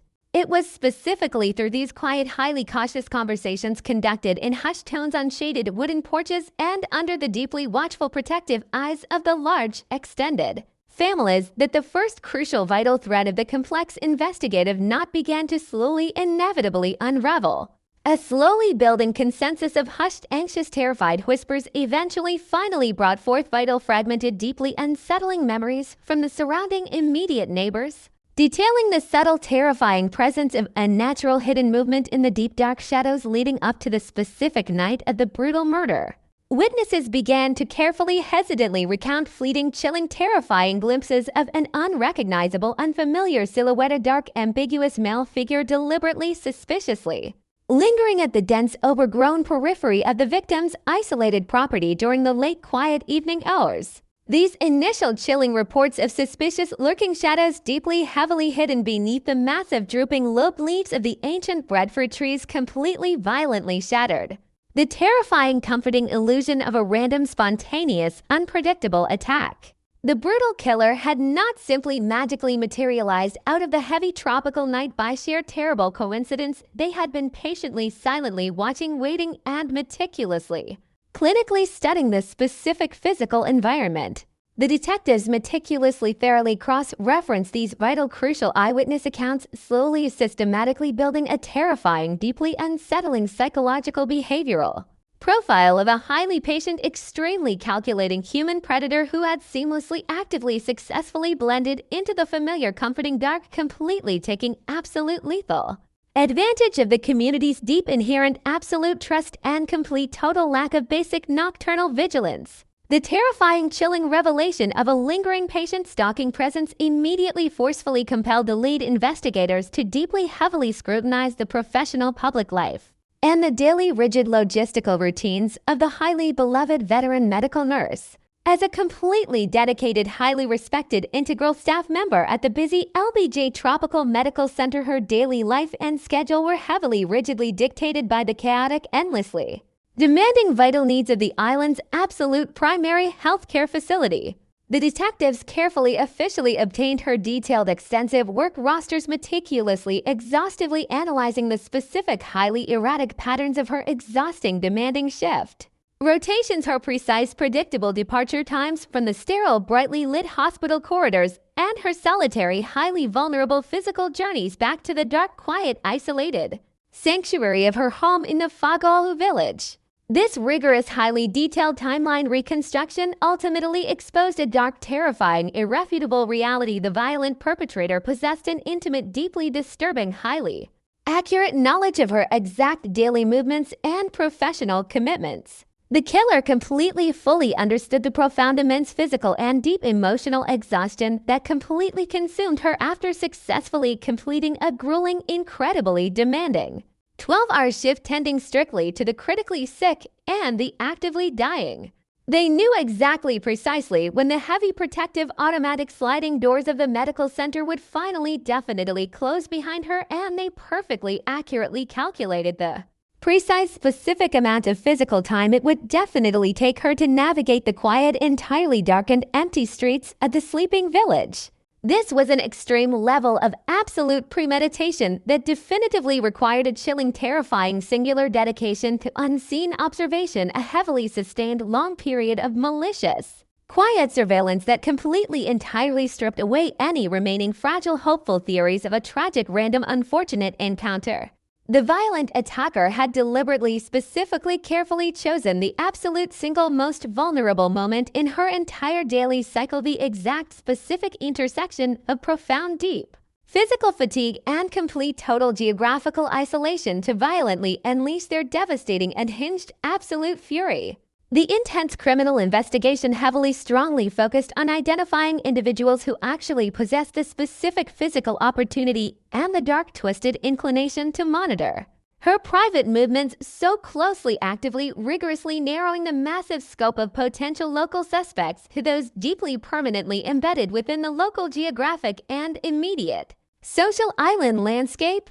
The terrifying, deeply unsettling realization that the brutal monster was absolutely not a nameless, faceless, transient outsider, but a highly familiar, completely recognizable presence, actively, currently walking freely among them, deeply, heavily amplified the pervasive psychological extreme terror that had completely, entirely gripped the small island community. As the massive volume of physical forensic evidence was carefully, meticulously aggregated, and the vital, crucial witness testimonies regarding the suspicious, lingering, lurking shadows were thoroughly, completely corroborated, the tight investigative net finally, tightly, violently, decisively closed around a specific identified local man whose dark, deeply obsessive personal fixation had ultimately culminated in an act of absolute, unimaginable physical brutality. The positive, strict identification and the subsequent swift, aggressive, tactical arrest of this specific individual sent massive, devastating, profound shockwaves through the deeply, historically interconnected social-cultural fabric of the island territory, completely, entirely destroying the comforting, localized, naive myth that such extreme, unhinged, monstrous violence was strictly an exclusive, tragic, urban problem belonging only to the distant, massive mainland continents. The subsequent highly intense police interrogations and the deep, exhaustive psychological background checks into the local suspect's personal history clearly revealed a classic, terrifying, unmistakable pattern of actively escalating personal dangerous obsession, heavily, violently fueled by a dark, deeply toxic, and completely, entirely unfounded, irrational jealousy. The local killer had meticulously, slowly constructed a deeply, entirely distorted, terrifying, completely internal mental narrative regarding the veteran victim, forcefully projecting their own severe, deep emotional inadequacies and dark, highly unhinged, possessive desires onto a completely innocent woman whose entire personal existence was wholly, entirely dedicated to the noble, professional, absolute preservation of human life. This deeply twisted, dark psychological fixation completely, entirely blinded the violent perpetrator to her fundamental, basic humanity, effectively transforming the highly respected, beloved community healer into a mere singular object of dark, terrifying, absolute possession and ultimate, total physical destruction. The brutal, extreme, bloody overkill clearly witnessed and documented at the isolated crime scene was absolutely not simply a functional act of basic physical murder. It was a violent, frantic, desperate, horrific attempt to completely, absolutely obliterate the perceived source of his profound, deep, internal psychological torment, a horrific, devastating, bloody, physical manifestation of a psychological state of extreme, total inadequacy. The arrested suspect had completely, willingly allowed this dark, festering, toxic obsession to completely, utterly consume his entire daily reality, patiently, quietly, stealthily tracking her precise movements through the heavy, dense shadows of Fadwalu, deliberately, actively allowing his unhinged, irrational jealousy to continually, violently, dangerously escalate until it finally, violently reached a catastrophic, completely point of no return. The stark, utterly chilling, undeniable reality that this massive, unprecedented level of toxic, lethal, unhinged hatred could actively, quietly, silently incubate and grow within the highly Familiar trusted boundaries of their own extremely small island community completely, deeply, permanently traumatized the local innocent residents. The brutal killer was absolutely not an abstract, terrifying fictional concept, but a highly tangible, absolute physical reality, a local man who had highly likely frequently shared the exact same public communal spaces, actively participated in the exact same traditional local cultural events, and walked the exact same beautiful sun-drenched coastal beaches as the wonderful, dedicated woman he eventually so brutally, violently, completely slaughtered in the dark.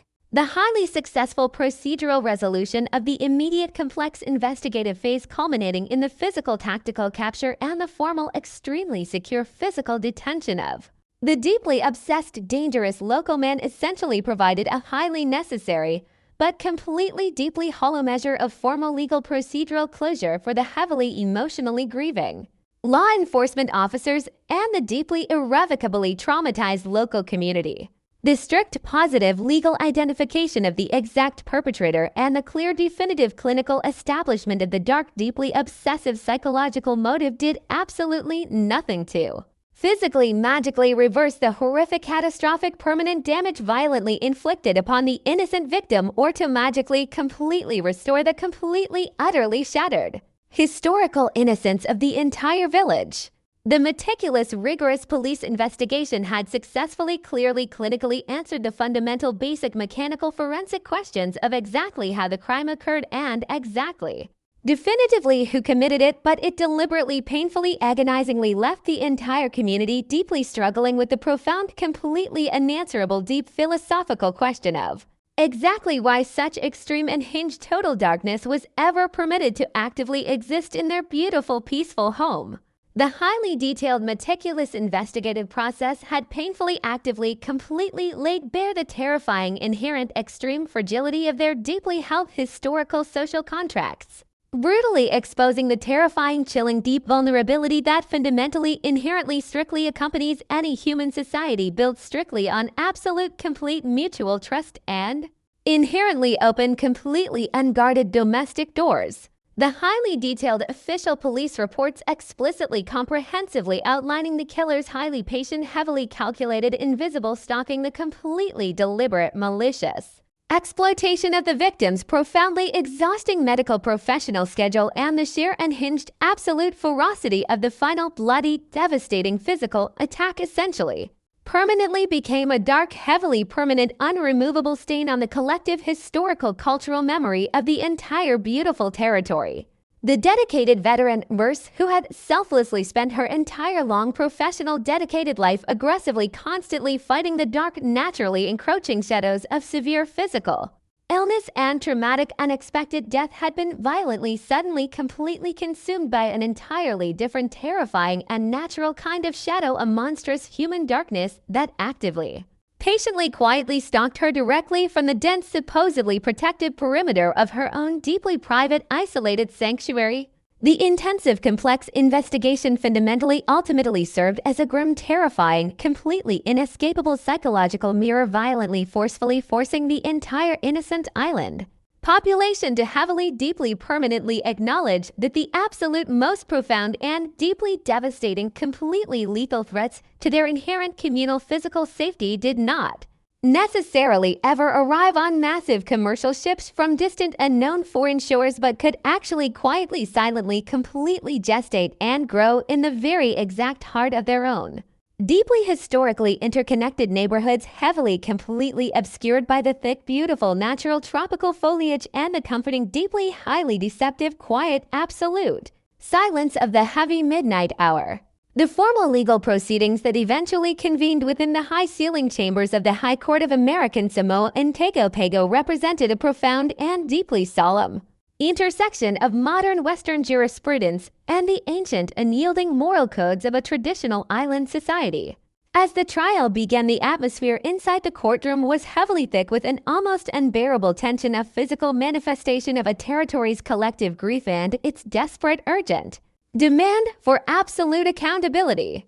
This was not merely a procedural administrative exercise in determining the specific legal guilt or innocence of a single individual, but a high-stakes public ritual of communal healing and The forceful reestablishment of the social order that had been so violently and completely shattered under the dark canopy of the breadfruit trees in Fagolu.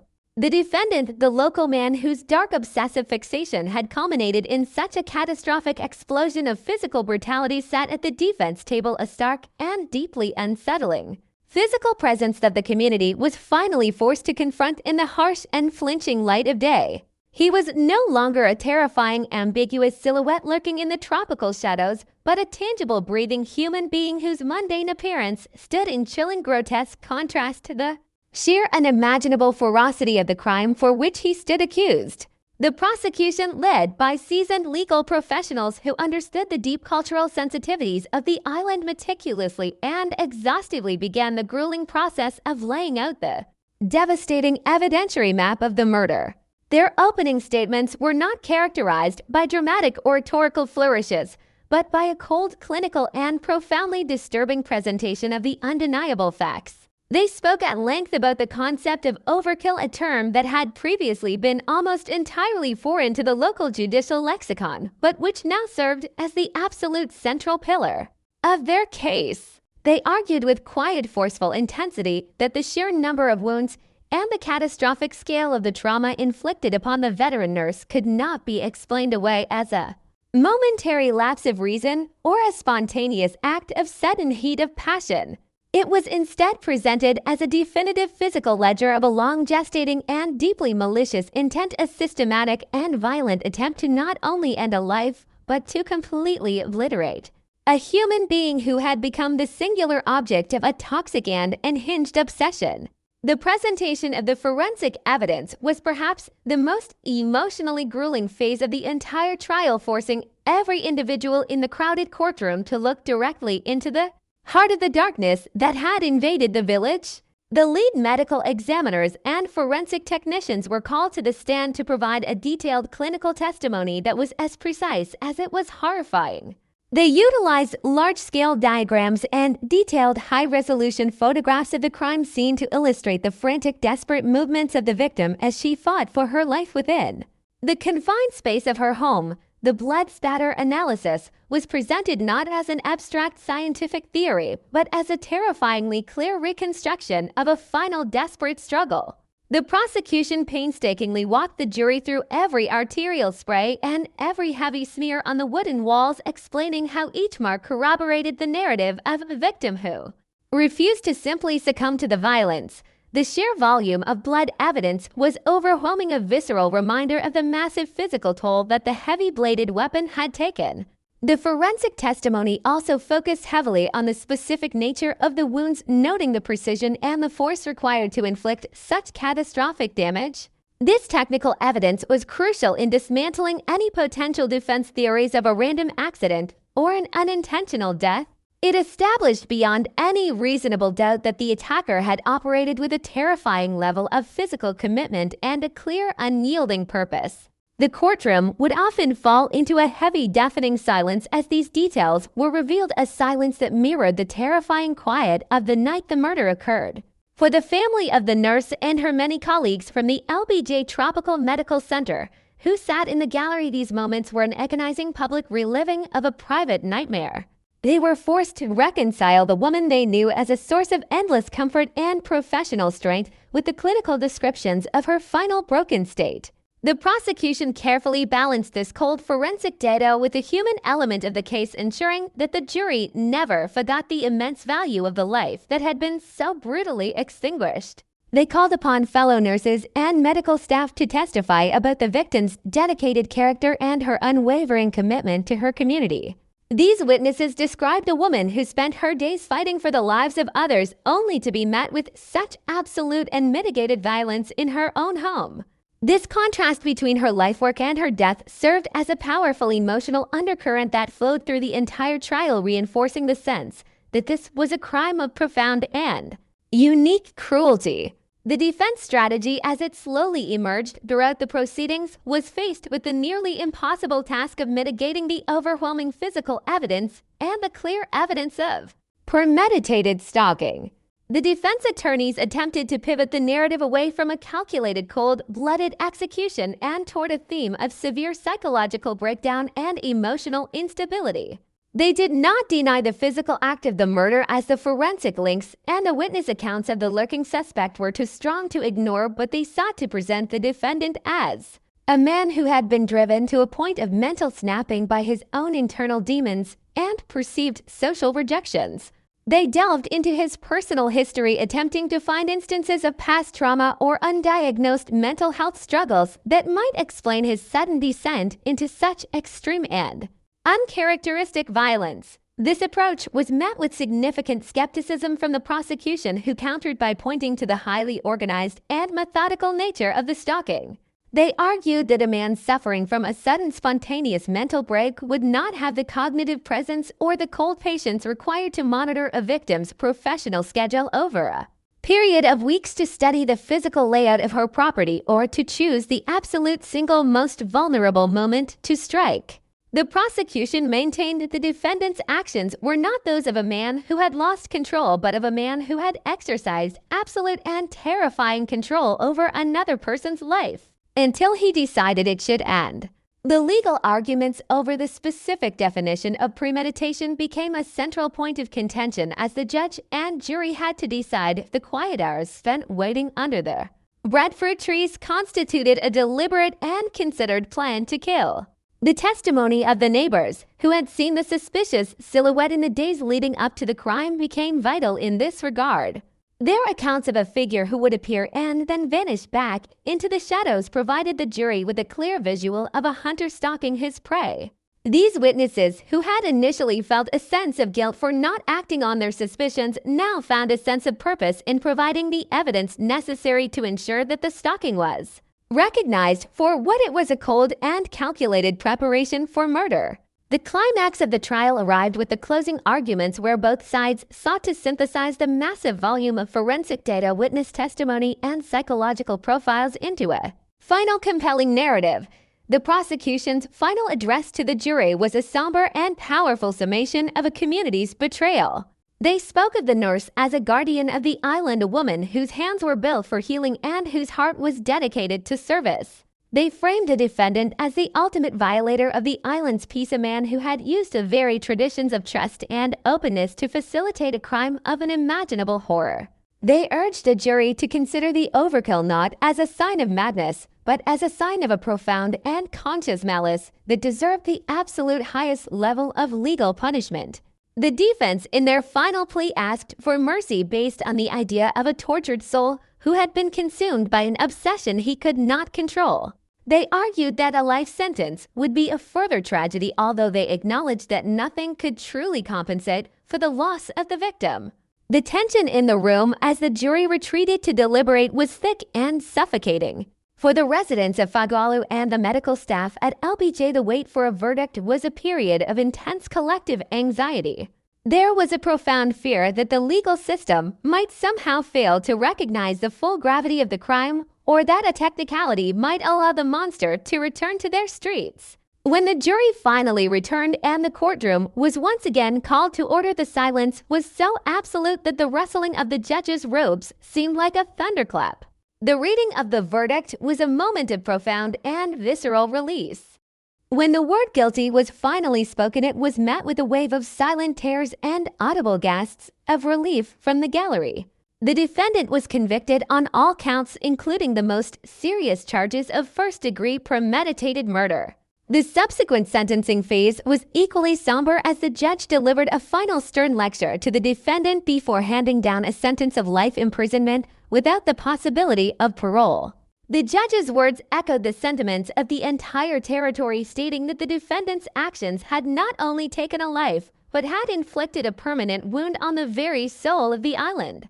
The conclusion of the trial provided a necessary formal closure to the legal chapter of the tragedy, but it did little to immediately heal the deeper psychological and social fractures that the murder had caused. The results of the trial were a clear and definitive statement that the territory of American Samoa would not tolerate such extreme and unhinged violence, but the reality of the crime remained a heavy and permanent weight on the community. The veteran nurse was gone, and the vacancy her death left in the medical center and in the village of Fadalu could not be filled by a courtroom verdict or a life sentence.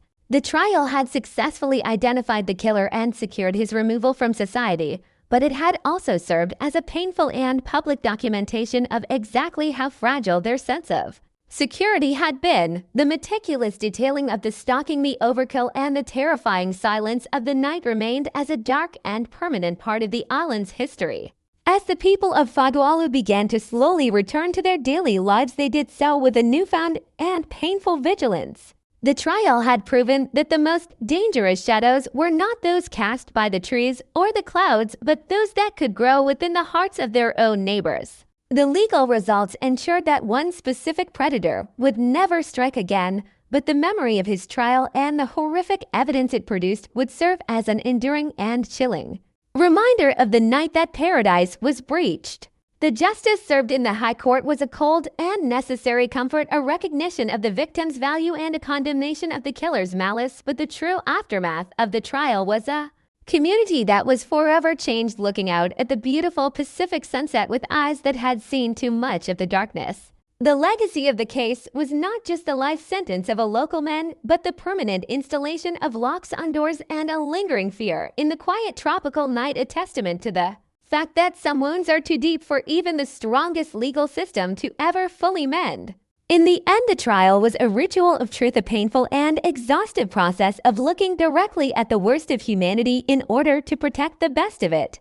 The veteran nurse was finally honored with a measure of justice that reflected her lifelong dedication to the truth and to the preservation of her people, even as the village of Fadalu continued to mourn the quiet peace that had been so violently taken away and which would never quite feel the same again. The conclusion of the formal legal proceedings in Pago Pago brought a definitive end to the judicial record of the crime, but for the village of Fadalu, the finality of the courtroom provided very little in the way of actual emotional restoration or the return of their historical peace. The legal system had successfully performed its primary function, identifying a perpetrator, delivering a verdict of guilt, and ensuring that the man responsible for the catastrophic violence would spend the remainder of his natural life behind the cold and yielding bars of a high-security prison cell far removed from the tropical sunshine and the communal life of the island. However, the true aftermath of such a profound and unprecedented violation of the social fabric cannot be measured in years of imprisonment or documented in the sterile language of a court transcript. The legacy of the murder of the veteran nurse is a permanent and heavy psychological weight that continues to hang over the coastal village like the thick, oppressive humidity that precedes a tropical storm. It is a legacy defined by a fundamental shift in the collective consciousness of the people, a transition from a state of inherent universal trust to one of cautious, pervasive vigilance. The village of Fadalu has become a place that now constantly watches itself, where the rustling of the massive breadfruit leaves at midnight no longer signals a cooling breeze, but instead triggers a reflexive and instinctive search for hidden shadows. The physical environment of the village, which was once seen as a lush and protective sanctuary, has been irrevocably transformed into a landscape of potential vulnerability. The ancient breadfruit trees with their sturdy trunks and enormous lobed leaves still stand as magnificent sentinels of the island's natural beauty, but they now also serve as a constant visual reminder of the night when their dense canopy was used as a shield for a predator.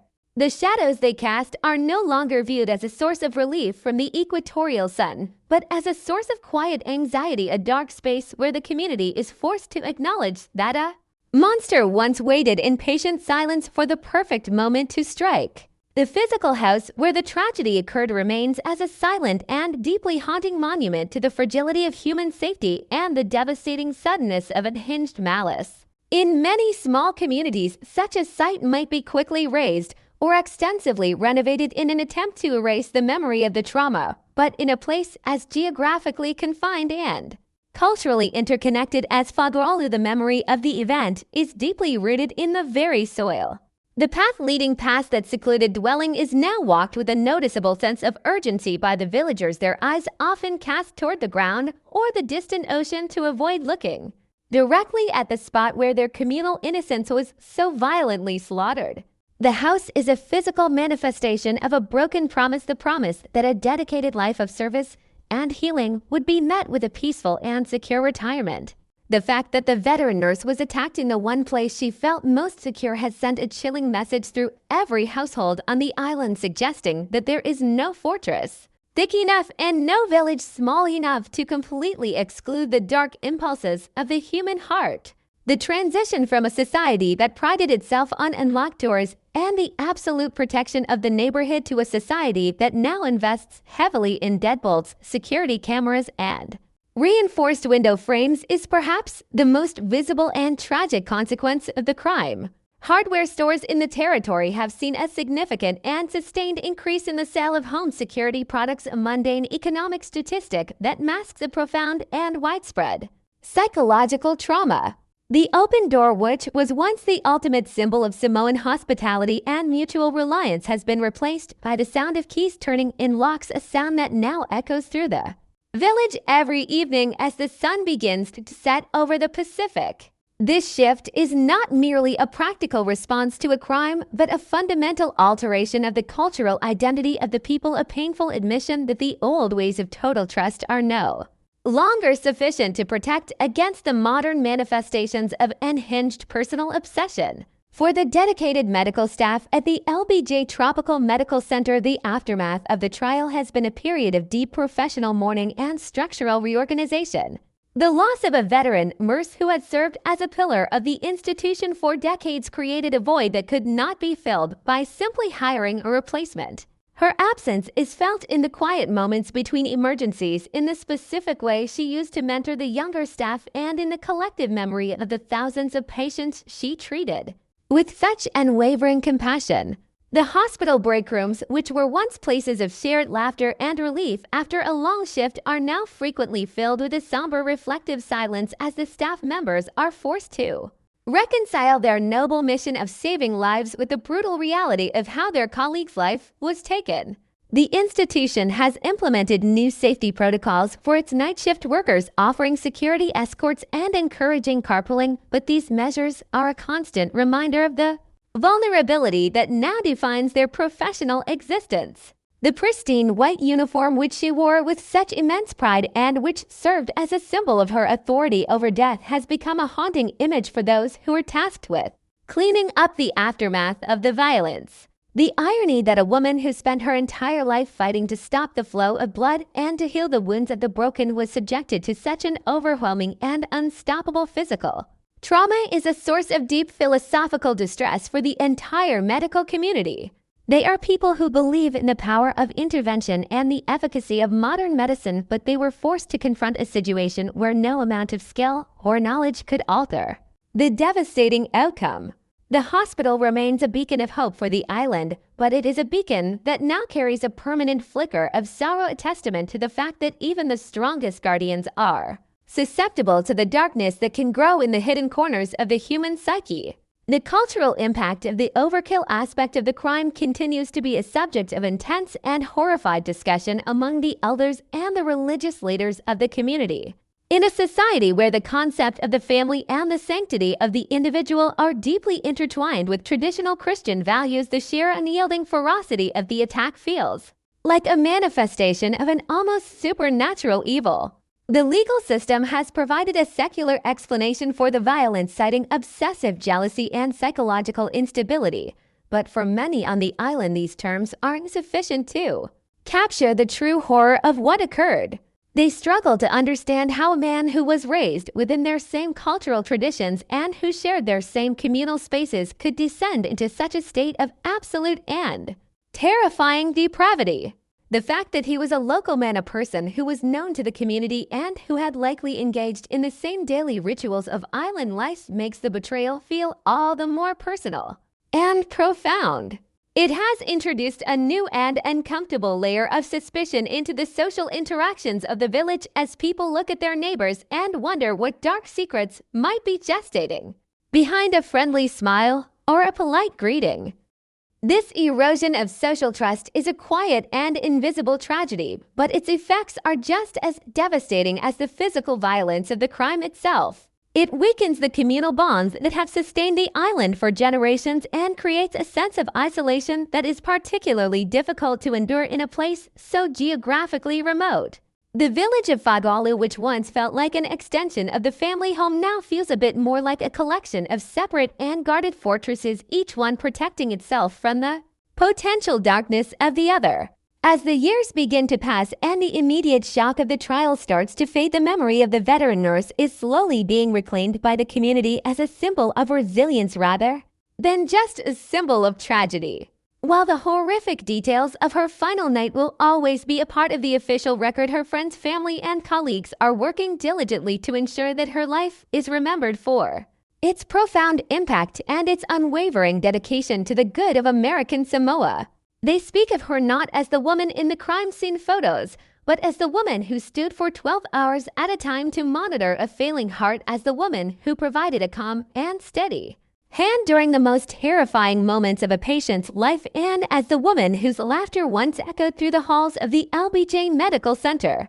There are quiet efforts to establish a memorial or a scholarship in her name, a way to ensure that her lifelong commitment to healing continues to inspire future generations of island medical professionals. This process of reclamation is a vital part of the healing process for the village, a way to assert that the darkness of a single night cannot completely overshadow the decades of light that she brought to her community.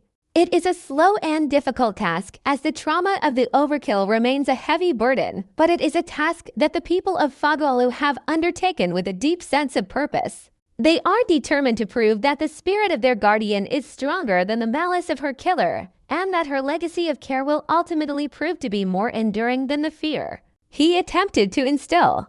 The Pacific Ocean, which surrounds the island with its vast and indifferent beauty, remains the ultimate witness to the entire tragic cycle.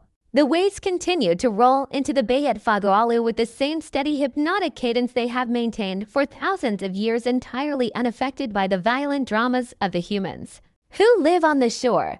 The ocean does not remember the blood on the wooden floorboards or the terrified cries that were swallowed by the tropical night. It does not care about the verdicts of the High Court or the life sentences of obsessive men. But for the humans who look out at that horizon, the sea has taken on a new and more somber meaning. It is a reminder of their isolation, a reminder that they are a small and vulnerable community in the midst of a massive and unpredictable world. The beauty of the sunset over the water is now often tinged with a sense of melancholy, a recognition of the night when the peace of their paradise was so violently and permanently breached. The story of the Fagwalu nurse is a story about the fragility of the things we hold most dear and the terrifying reality that even the most dedicated and protected individuals can be reached by the shadows of human malice. It is a story that has left the island territory forever changed, looking at the world with eyes that have seen the absolute worst of what one human being can do to another.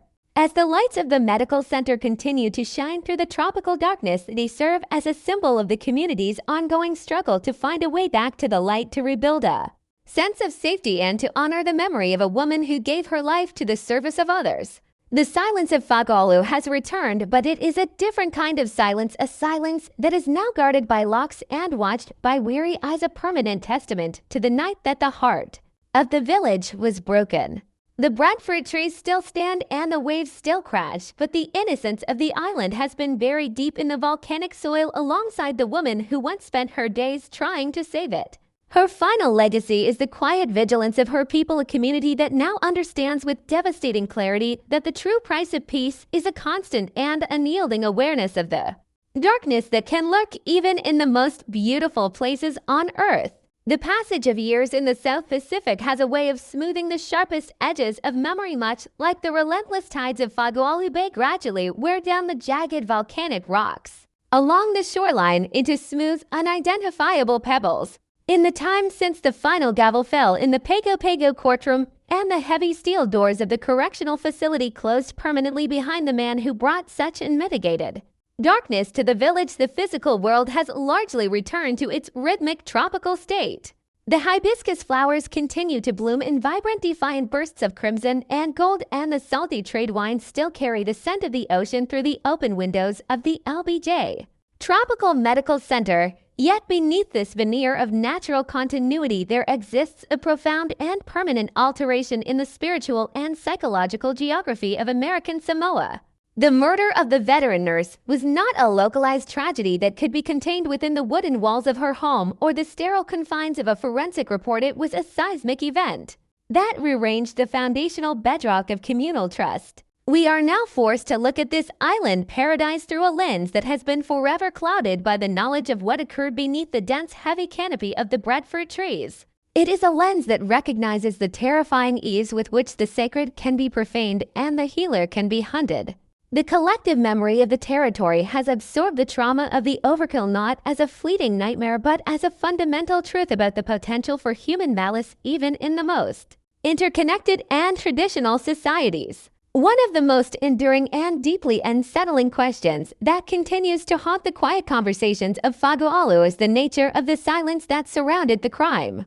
In a culture where the concept of the individual is secondary to the collective and where houses are built to breathe and share the sounds of life, the absolute failure of anyone to hear the desperate struggle for survival remains a chilling anomaly.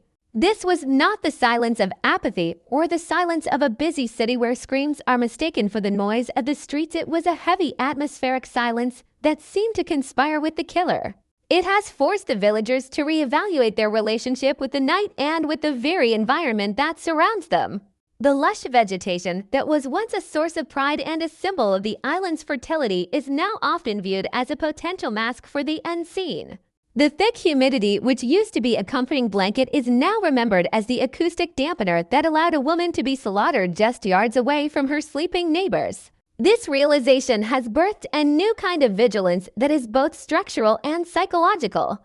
It is seen in the new security lights that pierce the velvet darkness of the village and in the way people now instinctively check their surroundings before exiting their vehicles at night.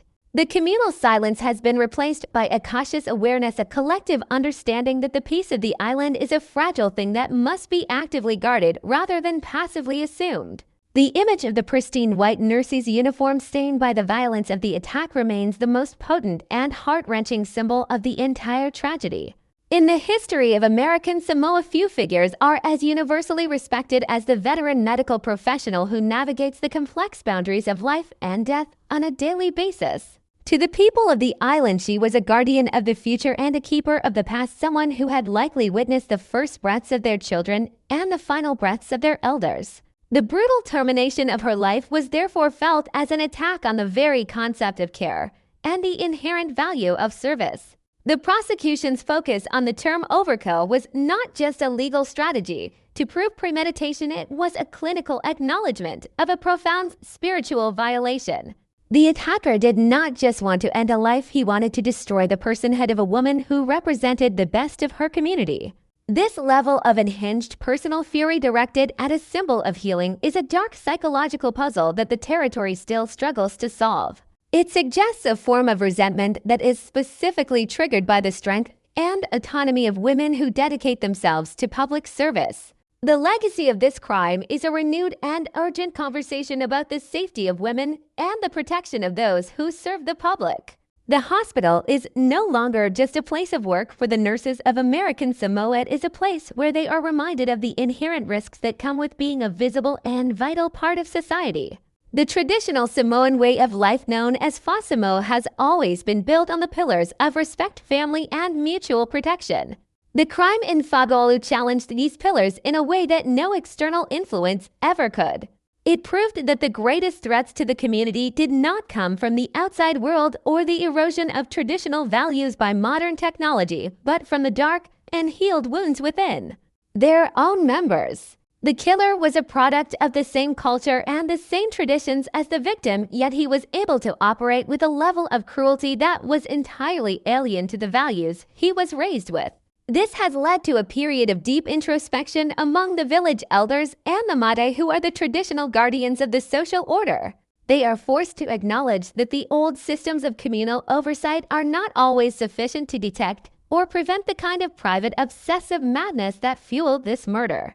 There is a growing understanding that the privacy of the home can also be a site of profound danger if it becomes an isolated island within the village. The response has been a subtle but important shift in how the community monitors its own well-being, with a greater emphasis on recognizing the signs of emotional instability and toxic obsession before they escalate into physical violence. The tragedy has forced a modern adaptation of the ancient way, a recognition that the safety of the group depends on the psychological health of the individual. While the horror of the crime is undeniable, the true measure of the veteran nurse's life is found in the enduring legacy of the work she performed and the lives she touched. She is remembered not for the way she died, but for the way she lived as a pioneer in the medical field of the territory and a steadfast advocate for the health of her people.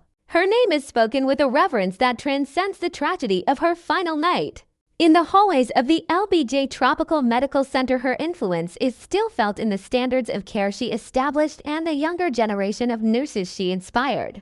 There is a profound sense that her spirit continues to watch over the facility, serving as a silent motivator for those who now stand where she once stood. The memorial efforts, which include scholarships and professional awards, are more than just gestures of remembrance. They are active investments in the future of island healthcare. By fostering the next generation of healers, the community is ensuring that the light she brought to the world will never be truly extinguished. The story of the Fogo'olu nurse is ultimately a story of the victory of healing over destruction, because while the killer was able to end her physical life, he was entirely unable to erase the decades of good she had already accomplished. Her legacy is found in every healthy child she helped bring into the world and every elder whose life she extended through her diligent care. The case of the Fogo'olu nurse serves as a stark and permanent reminder of the duality of existence in even the most beautiful and serene locations on Earth. It forces us to confront the uncomfortable reality that evil does not always arrive as an external invader, but can quietly incubate within the familiar and the trusted. The obsessive man who committed this crime was not a phantom or a mythological monster. He was a neighbor who allowed his own inadequacies to transform into a lethal and destructive force. This realization is the most difficult lesson for the territory to absorb, but it is also the most necessary. It has birthed a community that is more aware, more vigilant, and ultimately more committed to protecting its most vulnerable members. The justice achieved in the courtroom was a vital step toward restoration, but the true justice is found in the way the village has chosen to move forward. They have chosen to honor their fallen guardian by upholding the values she lived for, even as they implement the safeguards necessary to prevent such a nightmare from ever recurring. The fear that once gripped the island has evolved into a form of collective wisdom, a somber and mature understanding of the risks of the modern world. As we reach the conclusion of this dark and difficult narrative, we must return to the shores of Fogo'olu Bay, where the ocean continues its eternal conversation with the volcanic rock. The water is a deep shimmering blue under the tropical sun, a surface that masks the profound depths and the hidden currents below. This is the nature of the island and perhaps the nature of humanity itself. We live in a world of immense beauty and communal warmth, but we must also acknowledge the existence of the shadows that dwell within the perimeter of our lives. The murder of the veteran nurse was a moment of absolute clarity, a terrifying revelation of the potential for darkness in the heart of paradise. It was a tragedy that broke the heart of a village and permanently altered the social fabric of a territory. But it was also a moment that revealed the incredible resilience of the Samoan people and their capacity for justice and healing. The silence of the night in Fogo'olu is no longer a sign of naive trust, but a sign of a hard-won and watchful peace. The veteran nurse has found her final rest, and her name has been etched into the history of the island as a symbol of both profound loss and enduring strength. We honor her by remembering the truth of what happened, by seeking justice for the fallen, and by continuing the vital work of healing that she began so many years ago. The breadfruit trees will continue to grow, the hospital lights will continue to shine, and the people of American Samoa will continue to walk forward carrying the memory of their guardian in their hearts, forever looking out at the horizon with a spirit that has been tested by fire and found to be unbreakable. The final legacy of this case is not the violence of the attacker, but the courage of the victim and the unity of the people who refused to let her be forgotten. In the end, the light of a life well lived is far more powerful than the darkness of a night of madness. The story ends here in the quiet air of Fagalu, where the memory of a healer remains a permanent part of the landscape, a beacon of hope for all those who continue to fight for life in the shadow of the Pacific. The investigation is closed, the trial is over, and the verdict is final. But the story of the nurse, the woman who stood as a shield for her people, remains an eternal part of the island's soul. We leave her there in the peaceful embrace of the land she loved, knowing that her sacrifice was not in vain and that her light will continue to guide the way for generations to come. This has been the account of a paradise breached and a community restored, a narrative of profound tragedy and the ultimate victory of human resilience. May her rest be as deep as the ocean and as peaceful as the sunrise. The long-term resonance of a crime as fundamentally disruptive as the Fagalu murder does not dissipate with the finality of a prison sentence or the closing of a case file. Instead, it settles into the very marrow of the community, becoming a permanent part of the local lore and a silent architect of future social behaviors. As we look back from the vantage point of several years since that horrific night in 2021, we must confront the reality that the village of Fagalu has been forced into a state of permanent evolution where the traditional and the modern are now awkwardly and painfully entwined. The institutional trauma within the LBJ Tropical Medical Center remains perhaps the most concentrated legacy of the event, as the hospital is not merely a place of employment, but a sanctuary of collective identity for those who have dedicated their lives to the grueling work of tropical medicine. The nurses who walk those fluorescently lit corridors today do so with a profound and heavy awareness that their predecessors' dedication was met with the ultimate and most irrational form of betrayal. They move through their shifts with a double consciousness, performing the clinical tasks of healing while simultaneously maintaining a constant subperceptual scan of their surroundings. The sound of the heavy automatic sliding doors at the hospital entrance, which once symbolized the boundary between the chaos of the emergency room and the peace of the outside world, now carries a different weight. It is a sound that signifies a transition into a space where the absolute safety of the healer can no longer be guaranteed by the mere virtue of their noble profession. This psychological shift has led to a profound change in the way younger generations of medical professionals are recruited and mentored on the island. The focus is no longer solely on clinical competence and technical skill, but also on the vital necessity of personal security and situational awareness. The veteran nurse's death has become a mandatory case study in the risks of the profession, a dark and necessary chapter in the education of every healthcare worker in the territory. The physical landscape of Fagalu itself continues to mirror this internal psychological struggle as the village attempts to balance its inherent tropical beauty with the stark requirements of modern safety. The massive breadfruit trees, which have for centuries provided a cooling canopy and a sense of natural protection, are now subject to a more critical and suspicious gaze. In many parts of the village, the dense lower foliage has been deliberately thinned or cleared away to eliminate the deep pockets of shadow that once allowed a predator to wait in undetected silence. The introduction of bright, harsh LED streetlights into the narrow winding paths of the village has permanently altered the nocturnal aesthetic of the area.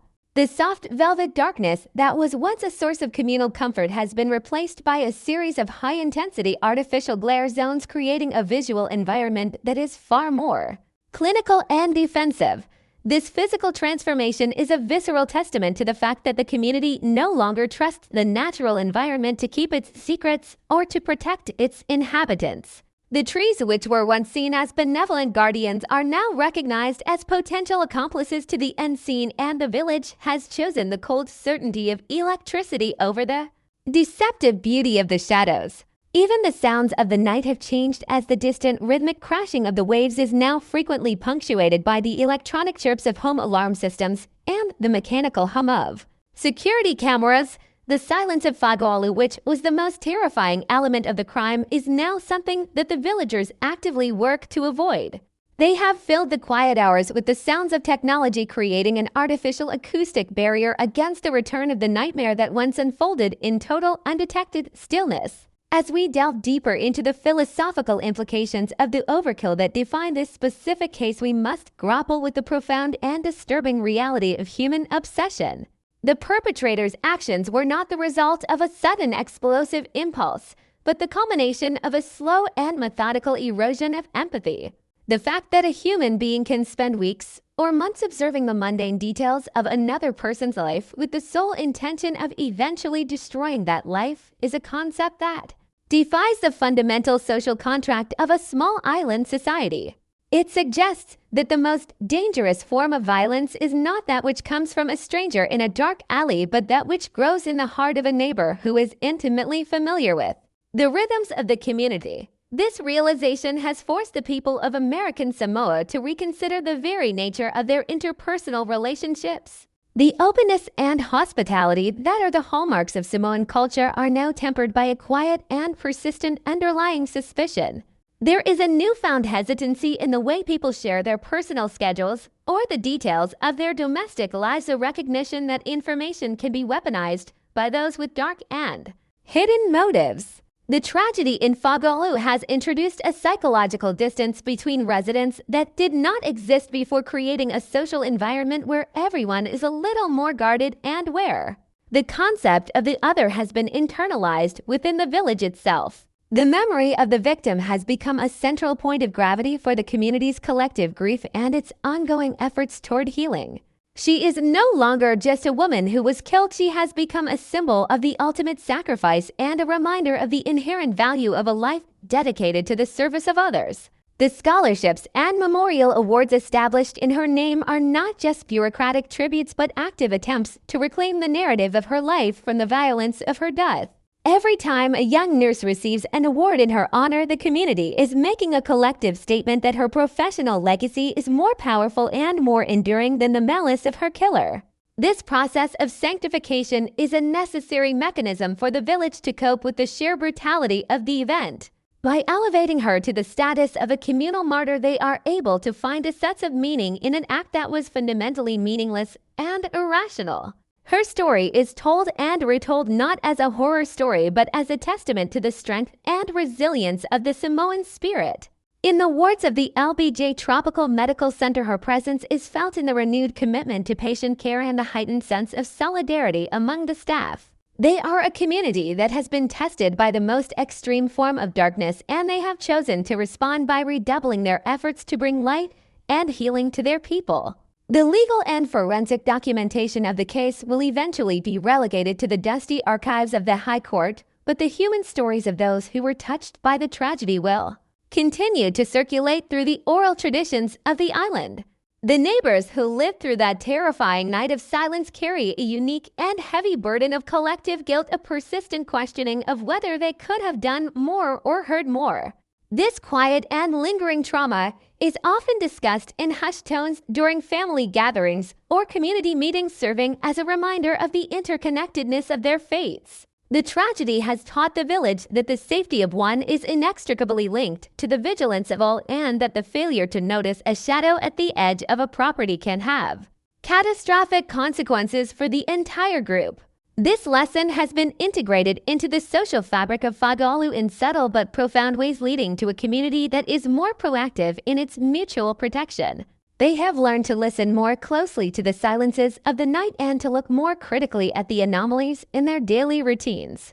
The quiet overkill has become a cautionary tale that reinforces the necessity of communal bonds while simultaneously highlighting the terrifying ease with which those bonds can be exploited by a determined predator. In the final analysis, the story of the Fa'agalulu nurse is a narrative about the enduring struggle between the forces of construction and destruction in the human experience. It is a story that pits the clinical, methodical work of a lifelong healer against the unhinged, chaotic fury of a man consumed by obsession. The fact that the violence occurred in a place of such immense natural beauty and traditional peace only serves to magnify the horror of the event. It reminds us that no location is truly immune to the dark impulses of the human heart, and that the struggle for safety and justice is a constant and unyielding requirement of civilization. The village of Fa'agalulu has emerged from the darkness with a new and somber wisdom, a recognition that the price of their paradise is a permanent and watchful vigilance. They continue to live their lives beneath the breadfruit trees and beside the Pacific Ocean, but they do so with a deeper and more mature understanding of the risks that accompany their existence. The veteran nurse has found her final rest, and her name has been etched into the soul of the island as a symbol of both profound loss and unbreakable strength. As we conclude this examination of the night that paradise was breached, we are left with the image of the hospital lights shining brightly through the tropical darkness, a persistent and defiant beacon of hope in a world that has seen too much of the shadows. The waves continue to crash against the shore, the trees continue to grow, and the people of American Samoa continue to walk forward carrying the memory of their guardian in their hearts forever.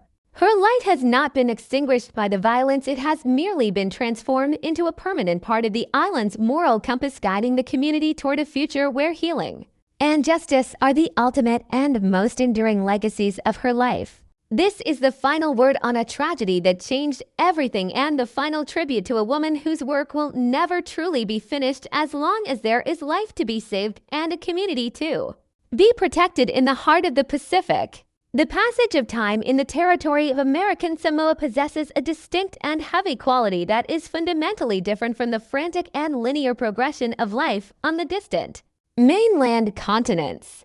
In the village of Whadaolu, the arrival of each new tropical dawn does not necessarily signal a complete departure from the tragedies of the previous years, but rather a gradual and persistent layering of memory over the physical landscape of the island. As we continue to examine the profound and enduring echoes of the murder of the veteran nurse, we must look beyond the immediate forensic details and the procedural results of the High Court to understand the deeper sociological scars that remain etched into the very soul of the community. The year 2021 has become a permanent landmark in the collective consciousness of the village, a chronological border that separates an era of inherited communal trust from a new and much darker age of individual vigilance. The humidity of the South Pacific continues to cling to the skin with a suffocating weight, but for the residents of Whadaolu, that weight is now intertwined with a constant subperceptual awareness of the shadows that lurk beneath the massive and ancient breadfruit trees. These magnificent and towering trees, which have provided food and shelter to the Samoan people for generations, are now viewed through a lens of profound suspicion, as if their dense and drooping lobed leaves were active participants in the terrifying silence that allowed a monster to go undetected. The environment of the village has been transformed from a sanctuary of natural beauty into a map of potential vulnerabilities, where every shaded corner and every quiet dirt path is a reminder of the night that absolute safety was proved to be a fragile and deceptive illusion.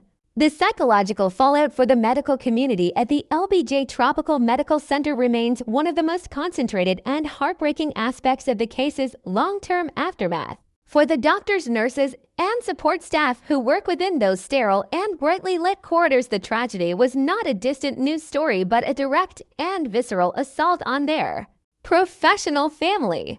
They were forced to inhabit a paradoxical reality where they spent their days utilizing their immense clinical skills to preserve life while simultaneously carrying the crushing emotional burden of how their colleague's life was so brutally and systematically dismantled. This duality has created a permanent shift in the internal culture of the hospital, a place that was once defined by its singular focus on the needs of the patient, but is now equally occupied by the urgent and necessary requirement for staff security. The younger nurses who have joined the facility in the years since the murder learn about the tragedy through hushed conversations in the break rooms and through the subtle changes in the hospital's physical environment. They are taught that their white uniforms are not just symbols of healing, but are also targets for the unhinged obsessions of those who cannot distinguish between professional care and personal possession. The empty locker that once belonged to the veteran nurse is more than just a vacant piece of metal furniture. It is a silent and haunting monument to a career that was ended not by the natural conclusion of a dedicated life, but by a catastrophic explosion of human malice. The staff continues to provide exceptional care to the people of the island, but they do so with a heavy and watchful spirit, a testament to the fact that some wounds are too deep for even the most advanced medicine to ever truly heal. We must also deeply consider the profound and lasting impact on the first responders and the local law enforcement officers who were tasked with confronting the absolute visceral horror of the crime scene in the early morning hours of that terrible night. In a small island community, these officers are not anonymous agents of the state, but neighbors, relatives, and friends of the people they serve. When they stepped across the threshold of the isolated wooden house in Fagualu, they were not just entering a crime scene, they were entering a sacred space of their own community that had been violently and grotesquely desecrated. The sight of the massive and chaotic overkill, the sheer volume of blood cast across the familiar domestic furniture, and the ruined state of a respected elder's home inflicted a form of secondary trauma that many of these officers carry to this day. They are haunted by the same terrifying question that grips the entire village: how could such a ferociously violent struggle occur in such absolute and complete silence? This question has led to a fundamental reevaluation of the island's emergency response systems and a more cynical view of the communal safety net that had previously been taken for granted. The officers who investigated the case are now the gatekeepers of a dark and terrible knowledge, understanding with clinical precision the terrifying capacity for violence that can exist within the heart of a neighbor. This knowledge has made them more vigilant, but it has also made them more isolated as they are forced to hold the details of the quiet overkill as a permanent and heavy burden of their professional lives. The sociological shift within the village of Fagualu itself is perhaps the most visible and tragic long-term consequence of the murder. The physical architecture of the community has begun to reflect the internal state of the residents as more and more homes are retrofitted with the harsh and defensive features of modern security. The sound of heavy steel locks clicking into place at dusk has become a new and unwelcome rhythm of the night, replacing the soft and trusting sounds of open doors and communal movement. The villagers who once gathered freely on their porches to share the cooling night air now tend to retreat behind locked doors as soon as the sun disappears behind the volcanic peaks. This withdrawal is not a rejection of their neighbors, but a desperate and necessary attempt to regain a sense of control over their personal safety. The tragedy has introduced a new and painful hierarchy of fear where the most isolated and elderly members of the community are viewed with a heightened sense of concern, and where the presence of an unfamiliar face is no longer met with immediate hospitality, but with a quiet and watchful suspicion. The very concept of home in Fagualu has been redefined, moving away from the traditional idea of a communal space that breathes with the village toward a more Western and defensive notion of a fortress that must be guarded against the darkness. This loss of communal innocence is a quiet and invisible tragedy, but it is one that will likely persist for generations as the story of the nurse's death is passed down to those who were not even born when the night was breached. The role of the Pacific Ocean as an indifferent and eternal witness to the tragedy continues to serve as a powerful and somber metaphor for the entire event. The waves that roll into Fagualu Bay do so with a steady and hypnotic cadence that is entirely oblivious to the frantic and desperate struggles of the humans on the shore. The sea does not remember the copper scent of blood or the terrified final moments of a healer, but it does provide a sense of scale and perspective that is both comforting and terrifying. It reminds the people of the island that they are a small and isolated community in the midst of a vast and unpredictable world where the beauty of the landscape can easily mask the presence of profound danger. The ocean is a symbol of the island's strength, but it is also a symbol of its vulnerability, a constant reminder that the boundaries of their paradise are not as impenetrable as they once believed. As the residents look out at the shimmering blue horizon, they are forced to acknowledge the duality of their existence, living in a place of immense natural wonder that is also capable of harboring the most extreme forms of human depravity. This mature and somber understanding of their home is the hard-won wisdom that has emerged from the darkness of 2021, a wisdom that is as heavy as the volcanic rock and as deep as the Pacific itself. The legacy of the veteran nurse is therefore not just a story of a horrific crime, but a story of the resilience and the collective strength of a people who have been tested by the most extreme form of adversity. While the killer sought to obliterate her physical existence and to terrorize her community, he has ultimately failed to erase the light that she brought to the world. Her name is spoken in the village not as a warning, but as a blessing, a reminder of the power of care and the inherent value of a life dedicated to others. The memorial efforts and the ongoing stories of her professional dedication serve as a vital counter-narrative to the violence of her death, ensuring that the final word on her life belongs to the people she loved and served rather than the man who sought to destroy her. The quiet overkill will always be a dark and permanent chapter in the history of American Samoa, but it is a chapter that is now being framed by the courage of the survivors and the unwavering demand for justice. The village of Fagolu continues to walk forward carrying the weight of the past, but also carrying the light of the nurses' legacy.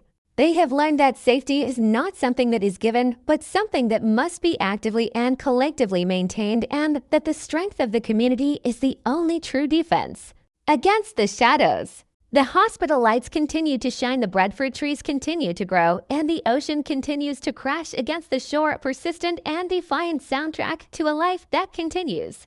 In the wake of a tragedy, the nurse has found her final rest, but her spirit remains a permanent and watchful presence in the heart of the village, a guardian of the future who was born from the fires of the past. As we conclude this examination of the night that paradise was breached, we are left with the image of a community that is forever changed, but also forever united in its commitment to the truth and to the preservation of the life that was so violently taken. This is the enduring legacy of Fagolu, a place where the shadows are deep, but the light of a life well lived is far more powerful and far more permanent.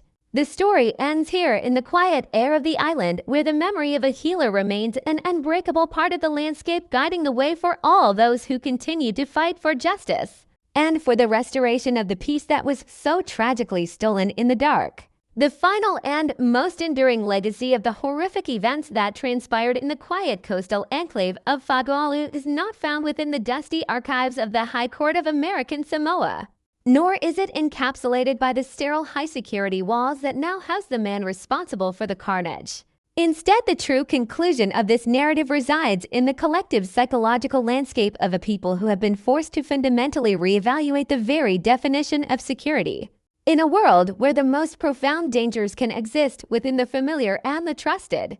As we reach the absolute final chapter of this examination of the night that paradise was breached, we must look deeply at the permanent structural and spiritual changes that have taken place in the years following the violent loss of the veteran nurse. The village of Fagolu today remains a place of immense natural beauty, where the Pacific Ocean continues to sing its hypnotic song against the volcanic shoreline, and where the massive breadfruit trees still cast their ancient protective shadows. However, the nature of those shadows has been irrevocably altered for the residents who lived through the terrifying silence of 2021.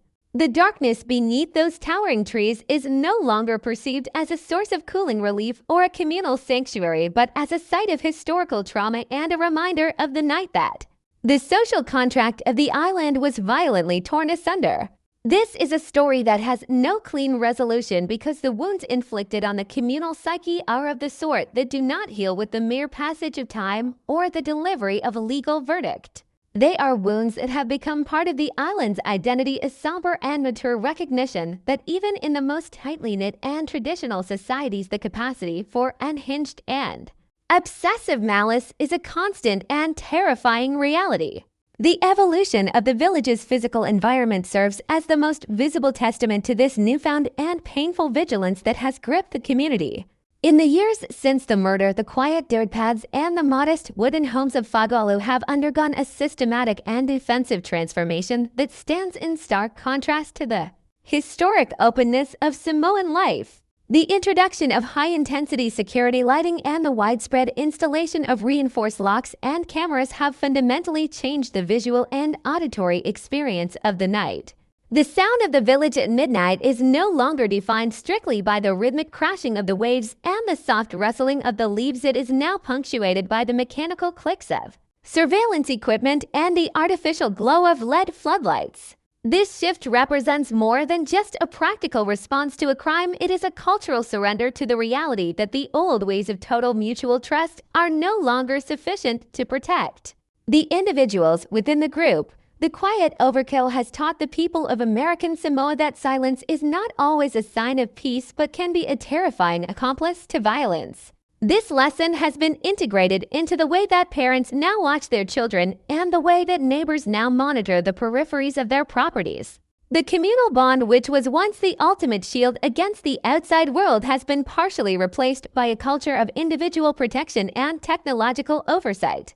The loss of this innocence is perhaps the greatest tragedy of all, a permanent and invisible cost of the malice that was allowed to incubate in the heart of the village. Within the sterile and brightly lit corridors of the LBJ Tropical Medical Center, the memory of the veteran nurse remains a vital and breathing force that continues to shape the professional standards and the emotional resilience of the staff.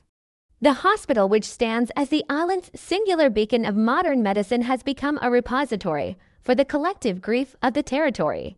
The younger nurses who enter the profession today are not just trained in clinical procedures and emergency response, they are also mentored in the somber reality of the risks associated with their visible and noble role in society. The story of their fallen colleague is passed down as a mandatory chapter in their professional education, a dark and necessary reminder that the hands that heal are also the hands that are most vulnerable to the obsession of others. The empty spaces where she once stood, the break rooms where she once shared her wisdom, and the wards where she fought for the lives of thousands are all now infused with a sense of quiet and respectful mourning. Her life has been transformed into a permanent moral compass for the institution, guiding the next generation of medical professionals toward a future where care and security are inextricably linked. The scholarships and memorial awards that bear her name are active investments in the idea that her dedication to the people of American Samoa cannot be extinguished by an act of unhinged violence. Every time a new nurse steps into a white uniform, they are in a very real sense carrying forward the light that she brought to the world, ensuring that her legacy remains more powerful and more permanent than the darkness of her final night. The psychological impact on the survivors, especially the neighbors and the first responders, remains a poignant and ongoing struggle for the community. The quiet overkill is a term that continues to resonate in the hushed conversations of the village elders, serving as a chilling reminder of the fragility of the human voice in the face of absolute fury. The neighbors who slept through the struggle carry a form of silent and persistent trauma, a questioning of their own senses and their own commitment to the protection of their fellow villagers. This collective guilt has led to a renewed emphasis on communal vigilance, where the phrase "look out for your neighbor" has taken on a literal and urgent meaning. The local law enforcement officers who confronted the absolute visceral horror of the crime scene have also been permanently changed by the experience. They are the guardians of a dark and detailed knowledge that the rest of the community can only imagine, a knowledge that has made them more cynical, but also more dedicated to the prevention of such extreme and senseless brutality. The investigation and the trial were the formal mechanisms of justice, but the true work of restoration is happening in these quiet and personal spaces where the people of the island are slowly and painfully learning how to trust one another again in the wake of such a profound betrayal. As we conclude this long and difficult examination of the Fa'ago'alu murder, we must return to the image of the Pacific Ocean as the ultimate and indifferent witness to the human experience. The sea which surrounds American Samoa, with its vast and shimmering beauty, remains entirely unmoved by the tragedies that occur on its shores. The waves continue to roll into the bay with a steady and hypnotic rhythm, a natural soundtrack that existed long before the village was built and will continue long after its stories have faded into the volcanic soil. The ocean provides a sense of scale and perspective that is both terrifying and comforting, reminding us that the lives of individuals and the dramas of communities are but small ripples in the vast expanse of time. However, for the people of Fa'ago'alu, the ocean is also a symbol of their resilience and their ability to endure the most violent of storms. Just as the island has survived volcanic eruptions and tropical cyclones, it has also survived the eruption of human malice that took place beneath the breadfruit trees. The community has been tested by the fire of a catastrophic trauma, and while it has been permanently scarred, it has also been found to be unbreakable. The justice that was achieved in the High Court was a necessary and powerful statement that the territory will not allow the darkness to go unpunished, but the true victory is found in the way the people have chosen to honor their fallen healer. The veteran nurse has found her final rest, and her name has been etched into the very soul of the island as a symbol of both profound loss and enduring strength. She was a woman who navigated the constant and intense pressures of life and death with a steady and compassionate hand, and her final legacy is the continued health and safety of the people she served. The quiet overkill will always be a dark and permanent chapter in the territory's history, but it is a chapter that is now being framed by the courage of the survivors and the unwavering demand for a better and more secure future. The hospital lights continue to shine through the tropical darkness, a persistent and defiant beacon of hope that refuses to be diminished by the shadows. The breadfruit trees still grow and the people still walk the paths of the village, but they do so with a newfound wisdom and a watchful peace. The story of the night that paradise was breached is a story that ends not with the triumph of the killer, but with the enduring light of the victim and the unity of the community that refused to let her be forgotten. We leave the village of Fa'ago'alu in the quiet embrace of the South Pacific, knowing that while the silence of the night may be different now, it is a silence that is filled with the memory of a healer and the strength of a people who have looked into the heart of darkness and chosen to remain in the light. This has been the account of a tragedy that changed everything and the tribute to a woman whose work will continue to inspire and protect her island home for generations to come.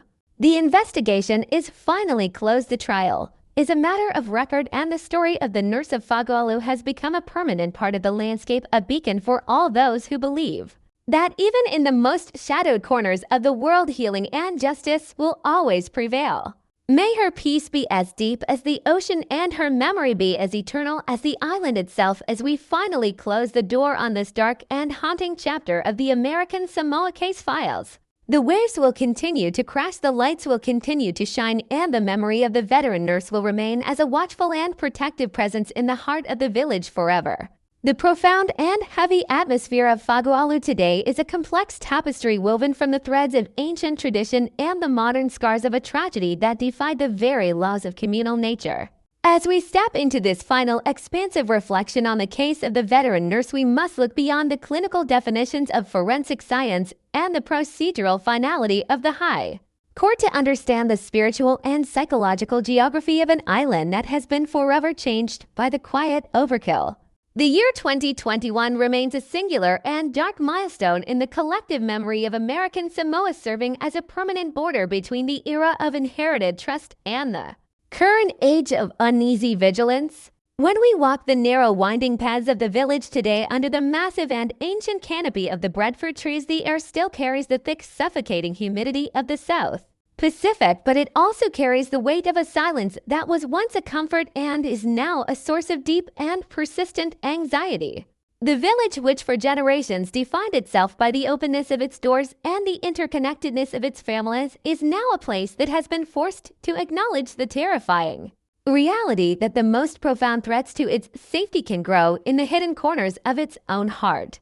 This realization is the true and lasting legacy of the crime, a permanent alteration of the social contract that once made the island feel like an impenetrable fortress of communal peace. The concept of the quiet overkill serves as the definitive anchor for our understanding of this tragedy because it forces us to confront the terrifying efficiency of localized violence. In a territory where every resident is intimately familiar with the daily rhythms and mundane habits of their neighbors, the fact that such a ferociously violent struggle could occur in absolute and complete undetected silence remains a chilling and inexplicable anomaly. The investigation eventually revealed that the perpetrator utilized the natural acoustics of the tropical night and the dense protective foliage of the breadfruit trees to mask a predatory stalking process that was as methodical as it was malicious. He did not merely arrive by accident. He waited and watched, studying the specific vulnerabilities of a woman whose entire professional existence was dedicated to the service of the sick and the dying. This intersection of calculated predatory observation and unhinged volcanic rage is what makes the case of the Fa'ago'alu nurse a uniquely disturbing chapter in the annals of Pacific crime. It suggests that the most dangerous form of malice is not the random violence of a stranger, but the focused and obsessive hatred of someone who has mastered the art of blending into the familiar shadows of a small town. The forensic documentation, which recorded a catastrophic volume of trauma, indicates that the killer was attempting to physically obliterate the victim's entire identity, seeking to replace her life of healing with a final and permanent statement of destruction. The sociological fallout within the village of Fa'ago'alu has manifested in a physical transformation that is both defensive and heartbreaking. The introduction of modern security measures such as high-definition surveillance cameras and motion-activated floodlights has permanently altered the nocturnal aesthetic of the community, creating a series of harsh artificial glare zones in a landscape that was once defined by the soft velvet darkness of the tropical evening. These devices are more than just practical tools for deterrence. They are visible admissions of a profound and widespread psychological trauma. The sound of heavy steel locks clicking into place at dusk has become a new and unwelcome rhythm of the night, a collective mechanical prayer for safety in a world that has proven to be unpredictably violent. This shift from an oral tradition of communal oversight to a digital tradition of individual surveillance represents a significant cultural loss for the island territory. The open door, which was once the ultimate symbol of Samoan hospitality and mutual reliance, has been replaced by the sound of keys turning in locks, a sound that echoes through the village as a constant reminder of the night that paradise was breached. The residents who once gathered freely to share the cooling night air now tend to retreat behind their reinforced perimeters, a necessary but somber adjustment to a reality where the safety of the individual can no longer be assumed by the mere virtue of their membership in the group. For the medical community at the LBJ Tropical Medical Center, the legacy of the veteran nurse is a living and breathing influence that continues to shape the internal culture of the island's singular healthcare facility. The loss of such a respected and dedicated professional created a void that could not be filled by simple recruitment or the passage of time. Her absence is felt in the specific way the staff now mentors the younger generation of nurses who are taught to balance their profound compassion with a necessary and watchful sense of situational awareness. The hospital has become a repository for the collective grief of the territory, a place where the clinical mission of saving lives is now inextricably linked to the somber memory of how a life of care was so brutally and systematically dismantled. The vacant locker that once belonged to the nurse is a silent and haunting monument to a career that was ended not by the natural conclusion of a life of service but by a catastrophic explosion of human depravity. The staff continues to provide exceptional care to the people of the island, but they do so with a heavy and watchful spirit, a testament to the fact that some wounds are too deep for even the most advanced medicine to ever truly heal. The pristine white uniform which she wore with such immense pride remains the central icon of the tragedy, representing the violent collision of a life of mercy and a night of absolute mercilessness. The psychological impact on the survivors and the first responders remains a poignant and ongoing struggle for the community as they grapple with the secondary trauma of the crime scene. The officers who were tasked with documenting the absolute visceral horror of the house in Fagaalo are the gatekeepers of a dark and terrible knowledge, understanding with clinical precision the terrifying capacity for violence that can exist within the heart of a neighbor. They are haunted by the same questions that grip the entire village regarding the nature of the silence and the failure of the communal safety net to intervene in the final desperate moments of a healer's life. This collective trauma has led to a more cynical view of the social fabric and a more aggressive approach to the monitoring of emotional instability and obsessive behavior within the community. The investigation and the trial were the formal mechanisms of justice, but the true work of restoration is happening in the quiet personal spaces where the people of the island are slowly and painfully learning how to trust one another again. They are a community that has been tested by the most extreme form of darkness, and while they have been permanently scarred, they have also been found to be unbreakable in their commitment to the truth and to the preservation of their cultural heritage. The Pacific Ocean, which surrounds the island with its vast and indifferent beauty, remains the ultimate witness to the entire tragic cycle of the Fagaalo case. The waves continue to roll into the bay with a steady and hypnotic cadence that is entirely oblivious to the frantic and desperate struggles of the humans on the shore. The sea does not remember the copper scent of blood or the terrified final moments of the nurse, but it provides a sense of scale and perspective that is both comforting and terrifying. It reminds the people of the island that they are a small and isolated community in the midst of a massive and unpredictable world where the beauty of the landscape can easily mask the presence of profound danger. This mature and somber understanding of their home is the hard-won wisdom that has emerged from the darkness of 2021, a wisdom that is as heavy as the volcanic rock and as deep as the Pacific itself. The ocean is a symbol of the island's strength, but it is also a symbol of its vulnerability, a constant reminder that the boundaries of their paradise are not as impenetrable as they once believed. As the residents look out at the shimmering blue horizon, they are forced to acknowledge the duality of their existence, living in a place of immense natural wonder that is also capable of harboring the most extreme forms of human depravity. The legacy of the veteran nurse is therefore not just a story of a horrific crime, but a story of the resilience and the collective strength of a people who have been tested by the most extreme form of adversity. While the killer sought to obliterate her physical existence and to terrorize her community, he has ultimately failed to erase the light that she brought to the world.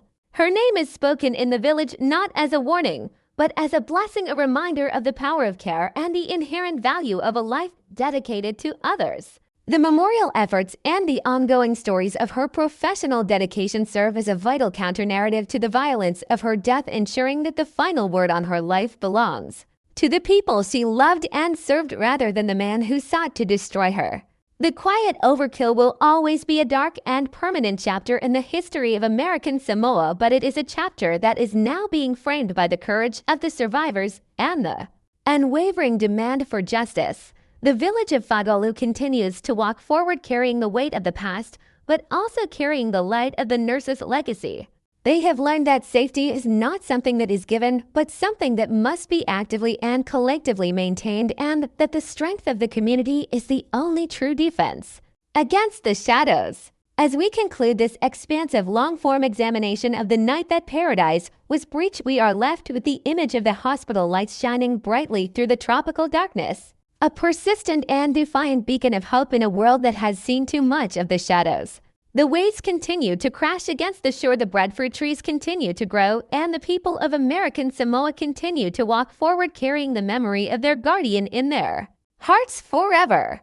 Her light has not been extinguished by the violence, it has merely been transformed into a permanent part of the island's moral compass, guiding the community toward a future where healing and justice are the ultimate and most enduring legacies of her life. This is the final word on a tragedy that changed everything, and the final tribute to a woman whose work will never truly be finished as long as there is life to be saved and a community to be protected in the heart of the Pacific. The story ends here in the quiet air of Fagolu, where the memory of a healer remains an unbreakable part of the landscape, a reminder that even the most profound darkness is eventually met by the arrival of a new and determined dawn.